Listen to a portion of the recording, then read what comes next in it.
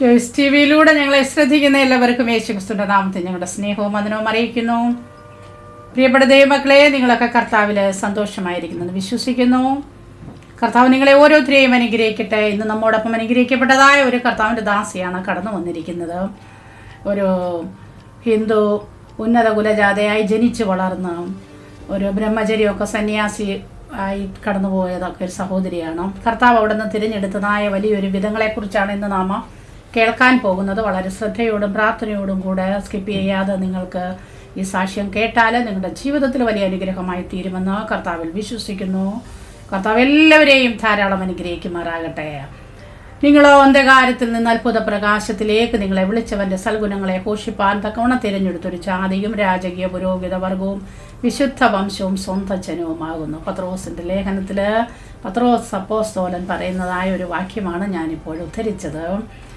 പാപത്തിൻ്റെ അന്ധകാരത്തിൽ നിന്ന് ദൈവത്തിനാകുന്ന ക്രിസ്തുവാകുന്ന വെളിച്ചത്തിലേക്ക് കർത്താവ് നമ്മെ ഓരോരുത്തരെയും കൂട്ടി വരുത്തി, പ്രത്യേക പ്രിയ സഹോദരിയെ കർത്താവ് കൂട്ടി വരുത്തിയ വിധങ്ങളാണ് നാം ഇപ്പോൾ തൻ്റെ അനുഭവത്തിലൂടെ കേൾക്കാൻ പോകുന്നത്. അത് കേൾവിക്കാർക്ക് ഏറ്റവും അനുഗ്രഹമായി തീരുമെന്ന് ഞാൻ കർത്താവിൽ വിശ്വസിക്കുന്നു. ആ ജീവിതത്തിൻ്റെ അനുഭവത്തെ ഷെയർ ചെയ്യുവാൻ കർത്താവ് എങ്ങനെ വിടുവിച്ചു കൊണ്ടുവന്നു എന്നുള്ളത് ഷെയർ ചെയ്യാനായിട്ട് പ്രിയ കർത്താവിൻ്റെ ദാസിയെ ജോയ്സ് ടി വിയിലേക്ക് ഹാർദവുമായി സ്വാഗതം ചെയ്യുന്നു. Amen. Praise Lord, praise Lord sister. കർത്താവ് സന്തോഷമായിരിക്കുന്നുവല്ലോ? കൃപയാൽ സന്തോഷമായിരിക്കുന്നു സിസ്റ്റർ. കർത്താവ് സഹായിക്കട്ടെ. കർത്താവ് വിളിച്ച വിധങ്ങളും വഴികളും ഒക്കെ നമ്മൾ കേൾക്കാൻ ആഗ്രഹത്തോടെ ആയിരിക്കുന്നു. അതിലേക്ക് കടന്നു പോകുന്നതിന് മുന്നമേ തന്നെ നമുക്ക് ദൈവസന്നിധിയിൽ ഒന്ന് പ്രാർത്ഥിക്കാം. ഹല്ലേലൂയ, സ്തോത്രം സ്തോത്രം. പരിശുദ്ധ കർത്താവേ, നന്ദി നിറഞ്ഞ ഹൃദയത്തോടെ ഞങ്ങളങ്ങേ വാഴ്ത്തുന്നു, സ്തുതിക്കുന്നു, സ്തോത്രം ചെയ്യുന്നപ്പാ. അങ്ങയുടെ മഹാസാന്നിധ്യം ഞങ്ങളോട് കൂടെ ഇരിക്കുന്നല്ലോ കർത്താവെ. ആ പരിശുദ്ധാത്മാവിൻ്റെ ശക്കേനയ്ക്കുള്ളിൽ അല്പസമയം ഞങ്ങളെ ഇരുത്തണമേ. ഞങ്ങളുടെ ദാസ്യ ദൈവകരങ്ങളിൽ ഏൽപ്പിച്ച് പ്രാർത്ഥിക്കുന്നു. കർത്താവ് നടത്തിയ വിധങ്ങളും വഴികളും ഒക്കെ ഷെയർ ചെയ്യുവാനുള്ള പരിശുദ്ധാത്മാവിൻ്റെ ശക്തി എൻ്റെ ദാസിയുടെ മേൽ കർത്താവ് പകർന്ന് വായോടും നാവോടും അങ്ങയുടെ ആത്മാവ് കൂടെ ഇരുന്ന കർത്താവ് അവിടുന്ന് സഹായിക്കുമാറാകണമേ എന്ന് അപേക്ഷിക്കുന്ന കേൾവിക്കാരെ അനുഗ്രഹിച്ചാട്ട യേശു ക്രിസ്തുവിൻ്റെ നാമത്തിൽ തന്നെ. Amen, amen. Praise Lord, praise Lord. ദേവദാസി ഞങ്ങളോടൊപ്പം ആയിരിക്കുന്നതിൽ ഞങ്ങൾക്ക് വളരെയധികം സന്തോഷമുണ്ട്. കർത്താവ് സഹായിക്കട്ടെ. ഇപ്പോൾ നമ്മോടൊപ്പം ഇവിടെ നിന്നാണ് ജോയിൻ ചെയ്തിരിക്കുന്നതെന്നും വീട്ടിലെ ആരൊക്കെ ഉണ്ടെന്നൊക്കെ ഒന്ന് സ്വയം ഒന്ന് പരിചയപ്പെടുത്തിയാട്ടെ നമ്മുടെ കേൾവിക്കാരുടെ അറിവിന് വേണ്ടി. Praise the Lord sister. എനിക്ക് ജോയ്സ് ടി വിയിലൂടെ ഇങ്ങനെ ഒരു സാക്ഷ്യം പ്രസ്താവിക്കാനുള്ള അവസരം ഒരുക്കി തന്നതിന് പ്രത്യേകമായിട്ടും സിസ്റ്ററിനോടും ജോയ്സ് ടി വിയോടുള്ള നന്ദിയും സ്നേഹം അറിയിക്കുന്നു. കർത്താവ് നമ്മെ അനുഗ്രഹിക്കട്ടെ. കർത്താവ് സകലത്തിലും വിശ്വസ്തൻ. കർത്താവ് വാഗ്ദത്തം ചെയ്ത പ്രകാരം ഭൂമിയുടെ അറ്റത്തോളം കർത്താവിന്റെ സാക്ഷിയാകേണ്ടതായിട്ടുണ്ടല്ലോ. അപ്പൊ അതിനായി ദൈവം ഒരുക്കുന്ന മുഖാന്തരമായിട്ടാണ് ഞാൻ ചിന്തിക്കുന്നത്. കാരണം ജോയ്സ് ടി വിയുടെ പ്രേക്ഷകർ ലോകമെങ്ങും ഉണ്ട് എന്ന് എനിക്കറിയാം. ഞാനും അതിലൊരു പ്രേക്ഷകയാണ്. അപ്പൊ അതുകൊണ്ട് തന്നെ കർത്താവ് ഇങ്ങനെ ഒരു അവസരം ഒരുക്കി തന്നതോർത്ത് ഞാൻ എന്റെ ദൈവത്തിന് സകല മഹത്വവും പുകഴ്ച അർപ്പിക്കുന്നു. എന്റെ പേര് ശുഭാശ്യാം എന്നാണ്. ഞാൻ കുഞ്ഞുങ്ങളുടെ ഇടയിലും സഹോദരിമാരുടെ ഇടയിലുമാണ് കൂടുതലായിട്ടും ശുശ്രൂഷ ഫോക്കസ് ചെയ്തിരിക്കുന്നത്. കർത്താവിനെ അങ്ങനെ ആക്കി വെച്ചിരിക്കുന്നത് ഓർത്ത് ഞാൻ എന്റെ ദൈവത്തെ മഹത്വപ്പെടുത്തുന്നു. കർത്താവ് നിയോഗിച്ചാക്കിയിരിക്കുന്നത് മരണത്തിന് കൊണ്ടുപോകുന്നവരെ വിടുവിക്കുക, കൊലയ്ക്കായി വിറച്ചു ചെല്ലുന്നവരെ രക്ഷിപ്പാൻ നോക്കുക. നീ അറിഞ്ഞില്ലല്ലോ എന്ന് നീ പറഞ്ഞാൽ ഹൃദയങ്ങളെ തൂക്കി നോക്കുന്നവൻ അറിയുകയില്ലയോ? അപ്പൊ അങ്ങനെ ഒരു വചനത്തിലൂടെയാണ് കർത്താവ് ഇടപെട്ടത്, ശുശ്രൂഷയിലേക്ക് കരം പിടിച്ച് നടത്തുന്നത്. അതിൽ വളരെ സന്തോഷമുണ്ട്. എന്നാൽ അതിനൊട്ടും യോഗ്യതയില്ലാത്ത, അർഹതയില്ലാത്ത, അല്ലെങ്കിൽ ഒരിക്കലും മാനുഷികമായി നമ്മൾ ചിന്തിച്ചാൽ പരിഗണിക്കാൻ കൊള്ളാത്ത ഒരു വ്യക്തി ജീവിതമായിരുന്നു ഞാന്. കർത്താവിന്റെ നാമം നാവിലെടുക്കുവാൻ പോലും യോഗ്യതയില്ലാത്ത അനുഭവങ്ങളിലായിരുന്നു എന്നെ കർത്താവ് വിളിച്ച് വേർതിരിച്ച് സ്നേഹിച്ചു. അതുകൊണ്ട് ഇന്ന് കുടുംബമായിട്ട് ഞങ്ങൾ കർത്താവിന്റെ മുന്നിൽ ആയിരിക്കുന്നു എന്ന് പറയുന്നതിൽ വലിയ സന്തോഷമുണ്ട്. ഞങ്ങൾ ഒരു അക്രൈസ്തവ കുടുംബത്തിൽ ജീവിച്ചിരുന്നവരാണ്. എൻ്റെ ഹസ്ബൻഡ് ശ്യാംലാൽ, ഞാൻ ശുഭാശ്യാം. എൻ്റെ ശരിക്കുള്ള ഒഫീഷ്യൽ നെയിം ശുഭാ സഹോദരി എന്നാണ്. എൻ്റെ 2 കുഞ്ഞുങ്ങളുണ്ട്. മോള് ഡിഗ്രിക്ക് പഠിക്കുന്നു, മോൻ 5ാം ക്ലാസ്സിൽ പഠിക്കുന്നു. എന്നോടൊപ്പം എൻ്റെ മാതാവും ഉണ്ട്. അപ്പൊ ഇതാണ് ഞങ്ങളുടെ കൊച്ചു കുടുംബം. ഞങ്ങൾ അരുവിക്കരയാണ്. എൻ്റെ സ്വദേശം അരുവിക്കരയാണ്. ഹസ്ബൻഡിന്റെ സ്ഥലം തിരുവനന്തപുരത്ത് തന്നെയുള്ള ഉള്ളൂർ എന്ന് പറയുന്ന സ്ഥലമാണ്. അപ്പോ ഞങ്ങൾ ഇപ്പൊ താമസിക്കുന്നത് പേരൂർക്കടയ്ക്ക് അടുത്താണ്. കർത്താവിന്റെ വലിയ കൃപയാൽ കർത്താവ് ഞങ്ങളെ കുടുംബമായി ശുശ്രൂഷയായി കർത്താവിന് ദാസി ദൈവം സഹായിക്കട്ടെ. ഇനിയും കർത്താവിൻ്റെ ദാസിയുടെ ജീവിതത്തിൻ്റെ അനുഭവത്തെ ഷെയർ ചെയ്യാനുള്ളതായ സമയമാണ്. ഞാനിപ്പോൾ ദേവദാസിക്ക് അത് നൽകി തരികയാണ്. Okay devadasi, God bless you. Thank you sister. എൻ്റെ ഒരു കുട്ടിക്കാലം എന്ന് പറയുന്നത് ശരിക്കും ഒത്തിരി ആചാരാനുഷ്ഠാനങ്ങളുള്ള ഒരു ജീവിതത്തിലായിരുന്നു. ശരിക്കും ഒരു ക്രിസ്തീയ പശ്ചാത്തലം ഒട്ടുമേ അറിഞ്ഞുകൂടാത്ത ഒരു ബാല്യകാലം. എൻ്റെ മാതാവിന് ഒരു ചെറിയ ക്രിസ്തീയ പാരമ്പര്യമുണ്ട്. കാരണം എൻ്റെ മാതാവ് ഒരു കോൺവെന്റിൽ നിന്നാണ് വളർന്നത്. വളരെ കുഞ്ഞു പ്രായത്തിൽ അമ്മ മരിച്ചുപോയി. അങ്ങനെ മാതാവില്ലാത്തത് കാരണം ഒരു കോൺവെന്റില് നിർത്തി വളർത്തുകയാണ് ചെയ്തത്. വിവാഹപ്രായമായപ്പോഴാണ് തിരിച്ചു വീട്ടിലേക്ക് കൊണ്ടുവന്ന് ഒരു ഹൈന്ദവ കുടുംബത്തിലേക്ക് വിവാഹം കഴിപ്പിച്ചയച്ചത്. അപ്പൊ അവിടെ മുതല് അമ്മയും ആ ഒരു പാതയിൽ തന്നെയാണ്. ഞങ്ങള് ജനിച്ചു വളർത്തപ്പെട്ട് ഞാൻ എൻ്റെ സഹോദരനും ഞങ്ങള് പൂർണ്ണമായിട്ടും ഞങ്ങളുടെ കുടുംബ പാരമ്പര്യ ആചാര അനുഷ്ഠാനങ്ങൾ അനുസരിച്ച് കുടുംബ ദേവീ ദേവന്മാരുണ്ട്, ആരാധന മൂർത്തികളുണ്ട്. അവരൊക്കെ സേവിച്ചും വണങ്ങിയും നമസ്കരിച്ചും അതിൻ്റെതായിട്ടുള്ള എല്ലാ ചിട്ടവട്ടങ്ങളിലും വളർന്നവരാണ്. ഞങ്ങളുടെ കൂടുതൽ ബന്ധുമിത്രാദികളും അത്തരത്തിൽപ്പെട്ടവരാണ്. അങ്ങനെ ആയിരുന്ന ഒരു ബാല്യം. അത് കഴിഞ്ഞിട്ട് ആ ബാല്യത്തിൽ നിന്ന് ഞങ്ങളുടെ ആ കുടുംബ പാരമ്പര്യമായിട്ടുള്ള ആചാര അനുഷ്ഠാനങ്ങളിൽ നിന്നൊക്കെയും വിട്ടുമാറി ഒരു യാത്ര പുറപ്പെടേണ്ടതായിട്ട് വന്നു. അതായത് ഞങ്ങളുടെ താമസിച്ചിരുന്ന സ്ഥലത്തിന് തൊട്ടടുത്താണ് ഞങ്ങളുടെ കുടുംബക്ഷേത്രം. അവിടുത്തെ ആചാര അനുഷ്ഠാനങ്ങൾ പൂജാവിധികൾ എല്ലാം ചെയ്യുന്നത് എൻ്റെ തന്നെ വല്യച്ഛന്മാരും സഹോദരന്മാരും ഒക്കെയാണ്. അപ്പൊ അവരോടൊപ്പം ഒക്കെ ഇങ്ങനെ കയറി ഇറങ്ങി നടന്നിരുന്ന ആ ഒരു ആത്മീയ ജീവിതമൊക്കെ പിന്നത്തേതില് വ്യത്യസ്തമാകാൻ തുടങ്ങി. അത് കഴിഞ്ഞ് ഞാൻ ഹൈസ്കൂൾ ക്ലാസ് കഴിയുമ്പോൾ ഞങ്ങളുടെ സ്വന്തമായിട്ടുള്ള വീടും സ്ഥലവും ഞങ്ങളുടെ ഈ ഒരു ചട്ടക്കൂടുകളും ഒക്കെ വിട്ട് ഇങ്ങനെ യാത്ര ചെയ്യുന്ന ഒരു സാഹചര്യത്തില് എന്റെ മാതാപിതാക്കൾക്ക് താങ്ങാൻ വയ്യാത്ത കടബാധ്യതകളും വ്യത്യസ്തമായ പ്രശ്നങ്ങളുടെ മധ്യത്തിൽ മുന്നോട്ടുള്ള ജീവിതം കൊണ്ടുപോകാൻ കഴിയാത്ത വിധത്തിൽ ഭാരപ്പെടുന്നുണ്ട്. അപ്പൊ ഒരു പരിധി വരെയൊക്കെ ദൈവവിശ്വാസം കുറഞ്ഞു വന്നു. അതായത് ദൈവമേ എന്ന് വിളിച്ചിട്ട് ആചാരാനുഷ്ഠാനങ്ങളും പൂജാവിധികളും ഒക്കെ ചെയ്യാൻ പറ്റുന്നിടത്തോളം മാതാപിതാക്കൾ ചെയ്യുന്നത് കണ്ടിട്ടുണ്ട്, അവരുടെ കൂടെ നടക്കുന്നു. പക്ഷെ അതിലൊന്നിലും തന്നെ ഞങ്ങൾക്ക് ഒരു ആശ്വാസം കിട്ടുന്നില്ല, ഒരു സമാധാനം കിട്ടുന്നില്ല. നഷ്ടങ്ങൾ മാത്രമേ ഞങ്ങൾക്കുള്ളൂ. സമൂഹത്തിൽ അത്യാവശ്യം പേരെടുത്ത് പറയാവുന്ന ഒരു കുടുംബമായിരുന്നു. ആ കുടുംബത്തിൽ തന്നെ പിതാവിന് ജോലി ഉണ്ടായിരുന്നു. അപ്പൊ ജോലിയുള്ള ബന്ധത്തില് ഞങ്ങൾക്ക് സമൂഹത്തിൽ നല്ലൊരു പദവി ഉണ്ടായിരുന്നു. കുടുംബമായിട്ട് കലാകാരായിരുന്നു. അപ്പൊ എല്ലാ തരത്തിലും സമൂഹത്തിൽ അറിയപ്പെടുന്നവരായിരുന്നത് കൊണ്ട് തന്നെ ഞങ്ങളുടെ ഓരോ പരാജയവും പബ്ലിക്ലി എല്ലാവരും അറിയുന്നതായി മാറി. അപ്പൊ എല്ലാവർക്കും ഒരു പരിഹാസ വിഷയമായിട്ട് അല്ലെങ്കിൽ എല്ലാവരുടെയും മുന്നിൽ ഒരു ചോദ്യചിഹ്നമായിട്ട് മാറുന്ന ഒരു അനുഭവം. അത് വളരെയധികം അപമാനകരമായിരുന്നു. അപ്പോ വിദ്യാഭ്യാസ കാലഘട്ടത്തിലൊക്കെ പലരുടെയും ചോദ്യങ്ങൾക്ക് മുന്നിൽ വല്ലാതെ ലജ്ജിച്ച് നിൽക്കേണ്ടി വന്ന സാഹചര്യങ്ങൾ. പക്ഷെ വലിയ ഒരു ദൈവിക പദ്ധതി ജീവിതത്തിൽ കിടന്ന് അതുകൊണ്ടായിരിക്കണം വിദ്യാഭ്യാസത്തിൽ ഒട്ടും തന്നെ കഴിവുകളില്ലാതിരുന്ന എനിക്ക് സമന്വയ നല്ല വിദ്യാഭ്യാസം നേടാനുള്ള അവസരം ഉണ്ടായി. എന്റെ മാതാപിതാക്കൾ വളരെ ബുദ്ധിമുട്ടിയിട്ടാണെങ്കിലും വിദ്യാഭ്യാസം തരുന്നതിൽ അവര് ശ്രദ്ധിച്ചിരുന്നു. അങ്ങനെ ഞങ്ങൾക്ക് രണ്ടുപേർക്കും നല്ല വിദ്യാഭ്യാസമൊക്കെ ലഭിച്ചു. അത് കഴിഞ്ഞിട്ട് ഞാൻ പ്രൊഫഷനിലേക്ക് തിരിയുമ്പോൾ എനിക്ക് ഏറ്റവും ഇഷ്ടമുള്ള പ്രൊഫഷൻ ടീച്ചിങ് ആണ്. അപ്പോൾ ഞാൻ അതിനു വേണ്ടിയിട്ട് ക്വാളിഫൈഡ് ആയപ്പോൾ പ്രൈവറ്റ് സ്കൂളിലേക്ക് ടീച്ചറായിട്ട് പ്രവേശിച്ചു. എൻ്റെ ഒരു എക്സ്പീരിയൻസ് അനുസരിച്ച് 6ഓളം സ്കൂളുകളിൽ വർക്ക് ചെയ്യാനുള്ള അവസരം ഉണ്ടായി. അപ്പൊ അങ്ങനെ അധ്യാപികയായിട്ട് വർക്ക് ചെയ്യുക എന്നുള്ളതായിരുന്നു എൻ്റെ ലക്ഷ്യം. അങ്ങനെ ഇരിക്കുമ്പോൾ ഒരു സാഹചര്യം വന്നിട്ട് ദൂരദർശനിലും ആകാശവാണിയിലും വർക്ക് ചെയ്യാനായിട്ടുള്ള സാഹചര്യം വന്നു. അപ്പൊ അതിന് വേണ്ടിയിട്ട് പ്രത്യേകമായിട്ട് ജേർണലിസം പഠിക്കാൻ അല്ലെങ്കിൽ തന്നെ ആഗ്രഹമായിരുന്നു. അപ്പൊ അവിടെ ജോയിൻ ചെയ്ത ശേഷം ജേർണലിസം പഠിച്ചു. അതോടൊപ്പം ആകാശവാണിയുടെ ഒരു കോഴ്സുണ്ട്, ആ കോഴ്സ് കംപ്ലീറ്റ് ചെയ്തു. അപ്പൊ അതൊക്കെ പഠിച്ചു കഴിഞ്ഞിട്ട് പിന്നെ PGDCA പോയി. അപ്പോൾ വിദ്യാഭ്യാസം കൊണ്ട് ഒരു ആത്മവിശ്വാസം ജീവിതത്തിലേക്ക് വന്നു. എന്ത് നമുക്ക് ചെയ്തെടുക്കാൻ കഴിയും, നമുക്ക് ജീവിക്കാൻ കഴിയും, നമ്മുടെ കഴിവും നമ്മുടെ വിദ്യാഭ്യാസവും ഒക്കെ കൊണ്ട് നമുക്ക് ജീവിക്കാൻ കഴിയും എന്നുള്ള ഒരു വിശ്വാസത്തിലേക്ക് വന്നു. അതോടൊപ്പം ഒരു വശത്ത് ഭക്തി ഭയങ്കരമായിരുന്നു. ഇങ്ങനെ എല്ലാവരും തമാശയ്ക്ക് അമ്പലവാസി എന്ന് വിളിക്കും, ആ രീതിക്ക് ഞാൻ ഭയങ്കര ഭക്തയായിരുന്നു. എനിക്ക് ഈ പൂജാകാര്യങ്ങൾ ചെയ്യുന്നതിലും അല്ലെങ്കിൽ ഒരു ക്ഷേത്ര എന്താണ് ജീവിതം, അതാണ് എൻ്റെ ഏറ്റവും ഇഷ്ടമുള്ള കാര്യം. ഞാൻ കൂടുതൽ സമയവും അവധി സമയങ്ങളൊക്കെ ചെലവഴിക്കുന്നത് അങ്ങനെയുള്ള കാര്യങ്ങൾക്ക് വേണ്ടിയിട്ടാണ്. എനിക്കതൊക്കെ വലിയ വിശ്വാസമായിരുന്നു. പക്ഷെ ആ വിശ്വാസത്തോടൊപ്പം തന്നെ ഒരു ആശ്വാസം കിട്ടാത്തതിനുള്ള നിരാശയുണ്ട്. പലപ്പോഴും ഞാൻ കാണുന്ന വിഗ്രഹങ്ങളോട് മുഖത്ത് നോക്കി ചോദിച്ചിട്ടുണ്ട്, എന്താ കണ്ണില്ലേ, എന്താ എന്നോടൊന്നും പറയാനില്ലേ എന്നൊക്കെ ചോദിച്ചിട്ടുണ്ട്. ഈ അവസ്ഥയിൽ ആത്മഹത്യയുടെ വാക്കിൽ ഒരിക്കലും ഞാൻ ടീച്ചറാണ്, ഞാൻ ഒത്തിരി കുട്ടികളെ പഠിപ്പിക്കുന്നത് മോറലി ഒരുപാട് നല്ല കാര്യങ്ങളാണ്. പക്ഷെ എന്റെ ജീവിതത്തിൽ ഞാൻ ഏറ്റുവാങ്ങേണ്ടി വരുന്നതെല്ലാം വേദനകളാണ്. അപ്പോ ആ ഒരു സാഹചര്യത്തിൽ ഞാൻ കരകുളത്ത് നിന്ന് ആര്യനാട് എന്ന് പറയുന്ന സ്ഥലത്തേക്ക് ഒരു സ്കൂളിലേക്ക് പോകണം. അതൊരു ക്രിസ്ത്യൻ മാനേജ്മെന്റ് സ്കൂളാണ്.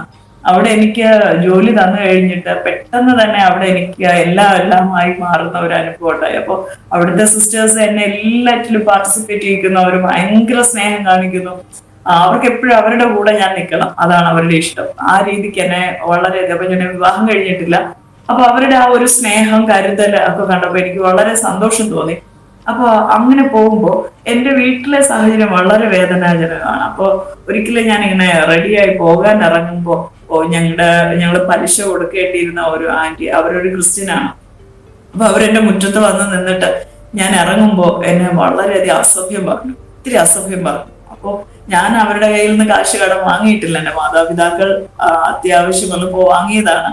അവർ കൊടുത്തതിൽ നിന്ന് വ്യത്യസ്തമായ പലിശ കൂട്ടി ഒടുവിൽ പലിശ പോലും കൊടുക്കാൻ പറ്റാത്ത സാഹചര്യമായി നിൽക്കുമ്പോൾ എന്നോടാണ് മിക്കപ്പോഴും കാശ് തിരിച്ചു ചോദിക്കുന്നത്. അപ്പൊ എന്നെ വളരെ വേദനിപ്പിക്കുന്ന രീതിയിൽ അവർ സംസാരിക്കാനിടയായി. ഞാൻ അന്ന് KSRTC ബസ്സിലേക്ക് കയറാണ്. അപ്പൊ ആ ബസ്സിന്റെ ഒരു പ്രത്യേകത, ആള് തീരെ കുറവായിരിക്കും. അത് സ്റ്റാർട്ട് ചെയ്ത് പോകുന്ന സമയത്തൊക്കെ അതില് വല്ലപ്പോഴും ഒരാൾ കയറുള്ളൂ. രാവിലെ 7 മണിക്കും 7:30ക്കും ഇടയ്ക്കുള്ള സമയമാണ്.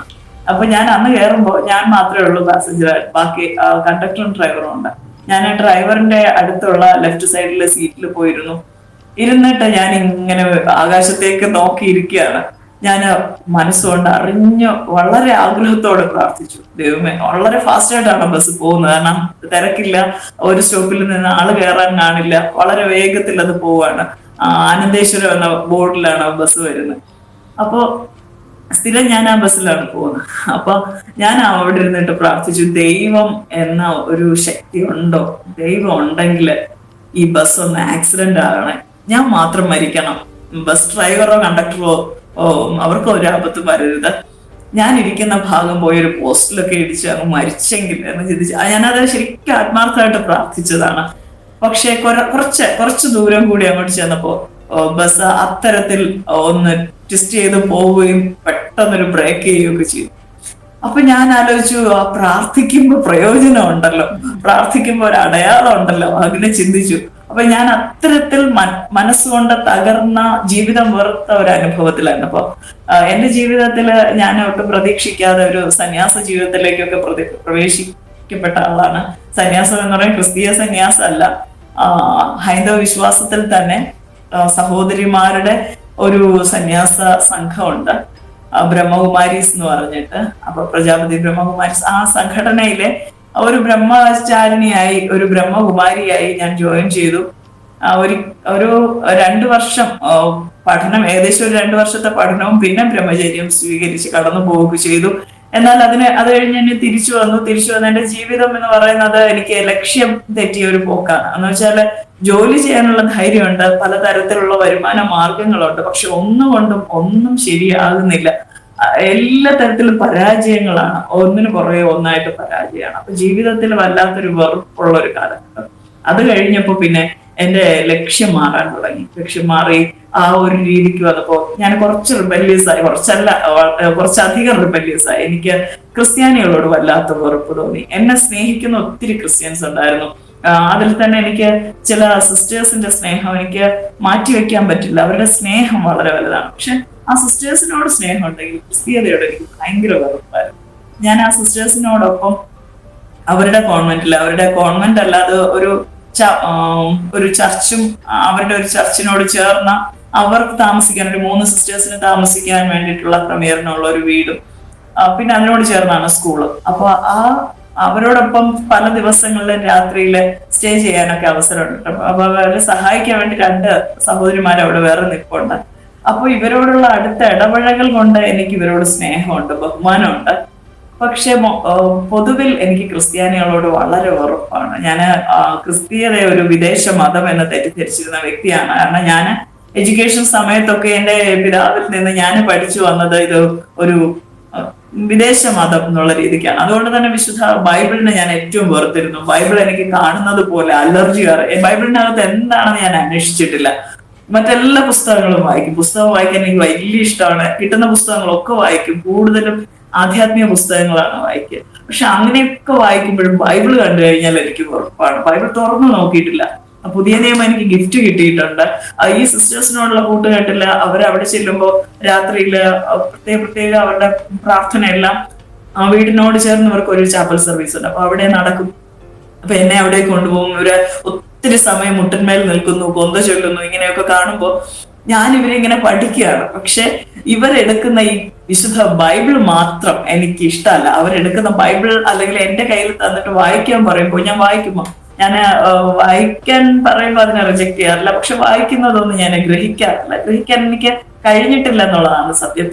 പിന്നീട് കർത്താവിനെ അറിഞ്ഞു കഴിഞ്ഞപ്പോ എനിക്ക് മനസ്സിലായത്, കർത്താവ് കണ്ണ് തുറന്നിട്ടല്ലാതെ ഒരു മനുഷ്യർക്കും സ്വന്തം ബുദ്ധി കൊണ്ട് ദൈവത്തെ അളക്കുവാനോ അറിയുവാനോ കഴിയുകയില്ല. വിശുദ്ധ വേദപുസ്തകത്തിൽ ഒരു വാക്യം പിന്നീട് എന്നെ ഒത്തിരി ചിന്തിപ്പിച്ചതാണ്. പിതാവ് ആകർഷിച്ചിട്ടല്ലാതെ ആരും പുത്രങ്കലേക്ക് എത്തുന്നില്ല. അവൻ രക്ഷയുടെ മാർഗത്തിലേക്ക് വരണമെങ്കിൽ ദൈവത്തിന്റെ ആ ആകർഷണ വലയത്തിലേക്ക് വരണം. അതാണ് നമ്മുടെ ജീവിതത്തിൽ കിട്ടാവുന്ന ഏറ്റവും ഭാഗ്യകരമായ അനുഭവം. ഞാൻ എൻ്റെ 30 വയസ്സുവരെയും ശരിക്കും ക്രിസ്തീയതയെ റിജക്ട് ചെയ്യുന്ന ഒരാളായിരുന്നു. എനിക്ക് ഒത്തിരി അനുഭവങ്ങളുണ്ട്. ഈ സിസ്റ്റേഴ്സിന്റെ സ്കൂളിൽ വർക്ക് ചെയ്യുമ്പോൾ എൻ്റെ പിതാവ് ഡയബറ്റിക് പേഷ്യന്റ് ആയിട്ട് വളരെ പ്രയാസപ്പെടുന്ന അനുഭവത്തിലാണ്. അദ്ദേഹത്തിന്റെ കാലിൽ മുറിവ് വന്നിട്ട് ആ മുറിവ് ഇങ്ങനെ പൊട്ടി ഒഴുകി അതിനകത്ത് നിന്ന് പുഴുക്കൾ വരുന്ന വളരെ വളരെ ഭീകരമായ ഒരു അവസ്ഥയിലൂടെ കടന്നു പോകണം. ഞങ്ങളുടെ വീട്ടിലോ മുറ്റത്ത് പോലും നിൽക്കാൻ പറ്റാത്ത തരത്തിലുള്ള ദുർഗന്ധമാണ്. എൻ്റെ അമ്മയാണ് ക്ലീൻ ചെയ്യുകയൊക്കെ ചെയ്യുന്നത്. ഞാൻ ആ ഭാഗത്തേക്ക് പോയാൽ ഞാൻ തളർന്നു വീഴും. അതുകൊണ്ട് അത് കാണാൻ പോകാറില്ല. അപ്പൊ വളരെ പ്രയാസമുള്ള ഒരു സാഹചര്യത്തിൽ ഞാൻ ആ സ്കൂളിൽ വർക്ക് ചെയ്യുമ്പോൾ എനിക്ക് അവിടുത്തെ സിസ്റ്റേഴ്സ് ചെയ്തു തന്നൊരു ഉപകാരം എന്ന് പറഞ്ഞാൽ അവരുടെ ഒരു സ്ഥാപനമുണ്ട്. അവിടെ ഡയബറ്റിക് പേഷ്യൻസിന് മെഡിസിൻ ഫ്രീ ആയിട്ട് കൊടുക്കും. അപ്പൊ ആ മെഡിസിൻ ഫ്രീ ആയിട്ട് കൊടുക്കുന്ന അവിടേക്ക് ഈ സിസ്റ്റേഴ്സ് ചില ഫാദേഴ്സിനോട് പറഞ്ഞിട്ട് അവരെ കൊണ്ട് റെക്കമെൻഡേഷൻ ലെറ്റേഴ്സ് തന്നിട്ട് ആ ലെറ്റർ കൊണ്ടുപോയി കൊടുത്തിട്ട് മെഡിസിൻ ഫ്രീ ആയിട്ട് കിട്ടാൻ തുടങ്ങി. അപ്പോൾ ഒരു മാസത്തിൽ എൻ്റെ പിതാവിന് ആവശ്യമുള്ള ഇഞ്ചക്ഷൻ മെഡിസിനില് കൂടുതലും അവിടുന്ന് ഫ്രീ ആയിട്ടാണ് കിട്ടുന്നത്. പിന്നെ കുറച്ചൊക്കെ ഞങ്ങൾക്ക് വാങ്ങേണ്ടി വരും. പിന്നെ ബണ്ടിലായിട്ട് കോട്ടൺ കിട്ടുമായിരുന്നു. കോട്ടണും ഈ മുറിവ് വെച്ച് കെട്ടുവാനുള്ള ലോഷനും മെഡിസിനും എല്ലാമായിട്ട് അവിടുന്ന് കിട്ടും. അതൊക്കെ പോയി വാങ്ങും. ശരിയാണ്, അതൊക്കെ വാങ്ങും. അതൊക്കെ കിട്ടുന്നതൊക്കെ വളരെ സന്തോഷം. അതൊക്കെ വാങ്ങും, വീട്ടിൽ കൊണ്ടുപോയി കൊടുക്കും, പിതാവിനോട് പറയുകയൊക്കെ ചെയ്യും. പക്ഷെ ഞാനും എൻ്റെ പിതാവും വളരെയധികം ഈ ക്രിസ്തീയതയെ വെറുത്തിരുന്നവരാണ്. ഞങ്ങൾക്ക് യേശുക്രിസ്തുവിനോടൊരു മമതയുണ്ട്. അതിലപ്പുറം ഒരു വിശ്വാസ ജീവിതം അതൊന്നും ഞങ്ങൾക്ക് ചിന്തിക്കാൻ പോലും കഴിയില്ല. എന്നാൽ ആ ഒരു വല്ലാത്ത മാനസിക സംഘർഷത്തിലൂടെ കടന്നു പോകുന്ന സമയത്ത് എൻ്റെ അമ്മ രക്ഷിക്കപ്പെട്ടു. എന്റെ അമ്മ രക്ഷിക്കപ്പെട്ടത് ഒരു അത്ഭുതമാണ്. അമ്മ ഒരു ബസ് സ്റ്റോപ്പിൽ ഇങ്ങനെ ബസ്സിന് നിൽക്കുന്ന സമയത്ത് ഒരു സഹോദരി വന്ന് അമ്മയോട് അടുത്ത് നിന്നു. അപ്പൊ അമ്മയോട് അടുത്ത് നിന്നപ്പോ അമ്മ മാറി നിന്നു. ആ സ്ത്രീ വീണ്ടും അടുത്തടുത്ത് നിൽക്കുന്നു. അപ്പൊ എന്തുകൊണ്ട് അവരങ്ങനെ നിൽക്കുന്നത് നമുക്ക് മനസ്സിലാവുന്നില്ല. ഒടുവിൽ അവര് അമ്മയെ ചേർത്ത് പിടിച്ചിട്ട് പറഞ്ഞു, നിങ്ങളുടെ ഹൃദയത്തിൽ ഒരു കടൽ ഇരമ്പുന്നുണ്ട്, നിങ്ങളുടെ വളരെ വലിയ വേദനകളുമായിട്ടാണ്. പക്ഷെ അമ്മയെ കണ്ടാൽ അങ്ങനെ പറയില്ല. അമ്മ എപ്പോഴും ഒരു പ്ലസന്റ് ഫേസ് ആണ് അമ്മ. നമ്മ ഒരു നൃത്താധ്യാപികയാണ്. അപ്പൊ പല സ്കൂളുകളിൽ കടന്നുപോയി പഠിപ്പിക്കാനാണ് പോകുന്നത്. അപ്പൊ അതുകൊണ്ട് അമ്മയുടെ മുഖത്ത് നോക്കി ആർക്കും അങ്ങനെ മുഖലക്ഷണം പറഞ്ഞ പറ്റില്ല. അങ്ങനത്തെ ഒരു ഫേസ് ആണ് അമ്മയുടെ. പക്ഷെ ഈ സിസ്റ്റർ അമ്മയുടെ ആത്മാവിനെ വിവേചിച്ച് സംസാരിക്കാൻ തുടങ്ങിയിട്ട് പറഞ്ഞു, ഒരു ആത്മഹത്യ നിങ്ങളുടെ കുടുംബത്തിൽ കാണിക്കുന്നു എന്ന് പറഞ്ഞു. സത്യത്തിൽ അതിന് കുറച്ചു ദിവസം മുന്നേ ആണ് ഞങ്ങളുടെ വീട്ടിലെ ഒരു ജപ്തി നടന്നു. അത് ഞങ്ങളെ വളരെയധികം വേദനിപ്പിച്ചു. ഞങ്ങളുടെ വീട് ജപ്തി ചെയ്തു പോയി, ഞങ്ങളുടെ സ്ഥലങ്ങൾ ജപ്തി, അതെല്ലാം ഞങ്ങളുടെ അബദ്ധമാണ്, ആരുടെയും കുറ്റമല്ല. എൻ്റെ അമ്മയും അപ്പനും മറ്റുള്ളവരെ സഹായിക്കാനൊക്കെ കുറെ കാര്യങ്ങളൊക്കെ ചെയ്തു. അതൊക്കെ പിന്നത്തേതിൽ അബദ്ധമായി പോയി. അങ്ങനെ ഞങ്ങൾക്ക് എല്ലാം നഷ്ടപ്പെട്ടവരാണ്. അപ്പൊ ആ എല്ലാ നഷ്ടപ്പെടലുകളുടെ ഒടുവിൽ എൻ്റെ പിതാവ് കിടന്നുറങ്ങുന്ന ഒരു പുതിയ കട്ടിലുണ്ടായിരുന്നു. പുതിയതെന്ന് പറയാൻ പറ്റില്ല, അവരുടെ ലൈഫിന് ശേഷമുള്ള ലൈഫ് തുടങ്ങിയ ശേഷമുള്ള ഒരു കട്ടിലാണ്. ആ കിടക്കുന്ന കട്ടിൽ വരെയും ബാങ്കുകാർ വന്നിട്ട് ജപ്തി ചെയ്തിട്ട് പോയി. അപ്പൊ ഞങ്ങളുടെ വാടക വീടാണ്. വാടക വീട്ടില് ഞങ്ങൾക്ക് ജപ്തി ചെയ്യാവുന്നതൊക്കെ നേരത്തെ ഒത്തിരി വിലപിടിപ്പുള്ള നല്ല സാധനങ്ങളൊക്കെ കൊണ്ടുപോയി പല പ്രാവശ്യമായി പല കാര്യങ്ങളായിട്ട്. പക്ഷെ ആ കട്ടിലും എടുത്തു പോകുമ്പോ സത്യത്തില് സഹിക്കാൻ വയ്യാത്ത മാനസിക സംഘർഷത്തിലൂടെ ഞങ്ങൾ കടന്നുപോയി. ആ ഒരു സാഹചര്യത്തിൽ കുടുംബമായിട്ടൊരു ആത്മഹത്യയുടെ ചിന്ത ഞങ്ങൾക്ക് ഉണ്ടായിരുന്നു. അപ്പൊ അങ്ങനെ ഒരു വല്ലാത്ത വിഷമത്തിൽ നിൽക്കുമ്പോഴാണ് ആ അമ്മയോട് ഈ ബസ് സ്റ്റോപ്പിൽ നിന്ന് ആന്റി അങ്ങനെ സംസാരിച്ചത്. അപ്പൊ അമ്മയോട് പറഞ്ഞതൊക്കെ സത്യമായിരുന്നു. എന്നിട്ട് പറഞ്ഞു എന്നോടൊപ്പം വരണം, ഞങ്ങളുടെ വീട്ടിലൊരു കൂട്ടായ്മയുണ്ട്, ഇപ്പൊ എന്നോടൊപ്പം വരണം എന്ന് പറഞ്ഞ കൈയോട് അവർ പിടിച്ച് അവരുടെ വീട്ടിലേക്ക് കൊണ്ടുപോയി. അതിനെ ഇപ്പൊ നമുക്ക് വേണമെങ്കിൽ വ്യാഖ്യാനിക്കാൻ ഒരു മതം മാറ്റമൊന്നും ഒരിക്കലും അല്ല. ഞങ്ങളുടെ ജീവിതം ആ ഒരു ക്രിട്ടിക്കൽ സ്റ്റേജിലായിരുന്നപ്പോ കർത്താവ് ഇടപെട്ടില്ലായിരുന്നെങ്കിൽ ഒരു പക്ഷേ ഞങ്ങളുടെ ജീവിതം അവിടെ വെച്ച് പൊലിഞ്ഞേനായിരുന്നു. ഞങ്ങൾ രണ്ടുപേരും ഞാൻ വർക്ക് ചെയ്യുന്നു, സഹോദരൻ പഠിക്കുന്നു. ആ ഒരു കാലഘട്ടമാണ്. അപ്പൊ അത് കഴിഞ്ഞിട്ട് അമ്മയെ കൊണ്ടുപോയി അവർ സത്യസുവിശേഷം പറഞ്ഞു. അപ്പൊ അവരുടെ അമ്മയ്ക്കൊരു മാതാവിനോടുള്ള ഒരു മമത പണ്ടേ ഉണ്ടായിരുന്നു. കാരണം അമ്മയ്ക്ക് അമ്മ ഇല്ലാതിരുന്നത് കൊണ്ട് അമ്മയുടെ അമ്മയായിട്ട് എപ്പോഴും അമ്മ മാതാവിനെ മനസ്സിൽ ചിന്തിച്ചിരുന്നു എന്നാണ് അമ്മ എപ്പോഴും പറയാറുള്ളത്.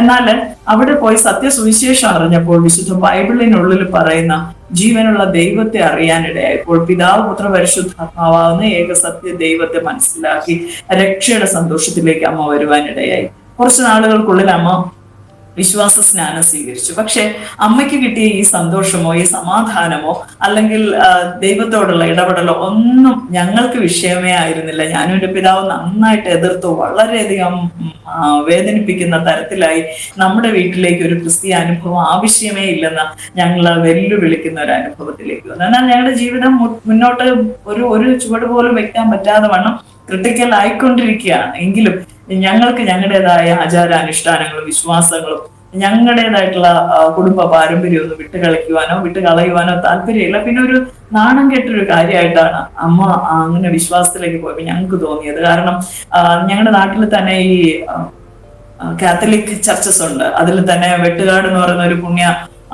സ്ഥലമായിട്ടാണ് ഞങ്ങൾ ചിന്തിച്ചിരുന്നത്. അപ്പൊ അവിടെയൊക്കെ വർഷത്തിൽ ഒരിക്കൽ പോകുന്നതൊക്കെ ഞങ്ങൾക്കൊരു രസമായിരുന്നു, ഒരു സന്തോഷമായിരുന്നു. അതൊരു ഭക്തിയല്ല, ഒരു സന്തോഷമാണ്. അപ്പോ ഈ ക്രിസ്മസ് സീസണിലോ അല്ലെങ്കിൽ ദുഃഖവെള്ളി അതുപോലുള്ള സമയങ്ങളിലൊക്കെ അവിടെ പോകുമ്പോൾ അവിടെ പലതരത്തിലുള്ള നേർച്ചകളുണ്ട്. അപ്പൊ അതൊക്കെ അമ്മ ചെയ്യുമ്പോൾ ഞങ്ങൾ മാറി നിന്ന് നോക്കിക്കൊണ്ട് നിൽക്കും. പിന്നെ അവിടെ ചേർന്ന് കടലുണ്ട്. അപ്പൊ കടലിൽ പോയി കളിച്ചും കുളിച്ചും ഒക്കെ എൻജോയ് ചെയ്യും. അങ്ങനെയേ ഉള്ളൂ, അല്ലാതെ ഒരു ഭക്തിയൊന്നുമില്ല. പക്ഷെ അത് പിന്നെയും കുഴപ്പമില്ലായിരുന്നു. ഇപ്പൊ ഈ കൈയടിക്കുന്ന, ഒച്ച വയ്ക്കുന്ന, ബഹളം വയ്ക്കുന്നവരുടെ കൂട്ടത്തിൽ എന്തിനാ പോയത്? അതിന്റെ ആവശ്യം എന്താണ്? പിന്നെ എപ്പോഴും പ്രാർത്ഥനയാണ്, അതിന്റെ ആവശ്യം എന്താണ്? അങ്ങനെയൊക്കെ അമ്മയെ വളരെയധികം വേദനിപ്പിച്ചിരുന്നു. അമ്മ പ്രാർത്ഥിക്കാൻ മുറിയിൽ ഇരിക്കുമ്പോൾ രഹസ്യത്തിലാണ് അമ്മ കൂടുതലും പ്രാർത്ഥിക്കാറുള്ളത്. പക്ഷെ മുറിയിൽ അമ്മ പ്രാർത്ഥിക്കാൻ കയറുമ്പോൾ ഞാൻ ടെലിവിഷന്റെ സൗണ്ട് ഏറ്റവും കൂട്ടി വയ്ക്കുക, അല്ലെങ്കിൽ സൗണ്ട് സിസ്റ്റത്തിൽ ഏറ്റവും ഒച്ചത്തില് ഞങ്ങളുടെ വിശ്വാസത്തിന്റെ പാട്ടുകളും അതുപോലുള്ള കാര്യങ്ങളൊക്കെ അങ്ങിടും. ഇട്ടിട്ട് അമ്മയെ മനഃപൂർവ്വം ഇറിറ്റേറ്റ് ചെയ്യും. പിന്നെ എനിക്ക് വേണ്ടി എന്തെങ്കിലും ഒരു കാര്യം അത്തരത്തിൽ പ്രാർത്ഥിക്കുകയാണെന്നോ ചിന്തിക്കുകയാണെന്നോ ചെയ്തു കഴിഞ്ഞാൽ എനിക്ക് വാശി കയറും. ഞാൻ അതുവരെ വേർതിരുന്ന ചില കാര്യങ്ങൾ എനിക്ക് എന്റേതായിട്ടുള്ള വിശ്വാസത്തിൽ തന്നെ ഉണ്ടായിരുന്നു. ഞാനൊരു ഹൈന്ദവ മത വിശ്വാസി ആയിരുന്നെങ്കിൽ ഹൈന്ദവ മതത്തിന്റെ പല ആചാരാനുഷ്ഠാനങ്ങളും എനിക്ക് വെറുപ്പായിരുന്നു. കാരണം നമ്മൾ വിദ്യാഭ്യാസം ചെയ്തു കഴിയുമ്പോൾ കാര്യങ്ങളൊക്കെ മനസ്സിലാക്കി കഴിയുമ്പോൾ പല കാര്യങ്ങളും പറ്റിപ്പാണ്, അല്ലെങ്കിൽ അതൊക്കെ അനാവശ്യമാണ് എന്ന് എനിക്ക് തന്നെ ബോധ്യമായിരുന്നു. അപ്പൊ അതുകൂടാതെ ഞാൻ ഈ ബ്രഹ്മചര്യം സ്വീകരിച്ചു പോയി കഴിഞ്ഞ് അവിടുത്തെ പഠനങ്ങൾ കൂടിയായപ്പോ ഒത്തിരി മതാനുഷ്ഠാനങ്ങളെ ഞാൻ വെറുത്തു. പക്ഷെ എനിക്ക് ഭക്തി ഭയങ്കരമായിരുന്നു. അപ്പൊ എന്റെ മാതാവിനോടുള്ള മത്സരത്തില് ഞാൻ ഒട്ടും ഇഷ്ടമില്ലാത്ത കാര്യമാണ് ചെയ്യാൻ പോകുന്നത്. അതായത് എനിക്ക് പൊങ്കാല ഇടുക എന്ന് പറയുന്നത് ഭയങ്കര ഒട്ടും ഇഷ്ടമില്ലാത്ത കാര്യമാണ്. പക്ഷെ മനഃപൂർവ്വം എന്റെ അമ്മ എനിക്ക് വേണ്ടി പ്രാർത്ഥിക്കുന്നുവെന്നോ അല്ലെങ്കിൽ അങ്ങനെയുള്ള പ്രാർത്ഥനയിലാണ് അമ്മ എന്ന് മനസ്സിലാവുമ്പോൾ ഞാൻ അതിനനുസരിച്ച് എവിടെയൊക്കെ പോയിട്ട് പൊങ്കാലിടാൻ പറ്റുമോ അങ്ങനെയൊക്കെ ഇട്ടിട്ട് വരും. അങ്ങനെ ഒരിക്കലും എന്റെ ജീവിതത്തിൽ ഒരു വലിയ സംഭവം ഉണ്ടായി. ഞാൻ തിരുവനന്തപുരത്തുള്ള വളരെ പ്രശസ്തമായിട്ടുള്ള ആറ്റുകാൽ പൊങ്കാല നടക്കുകയാണ്.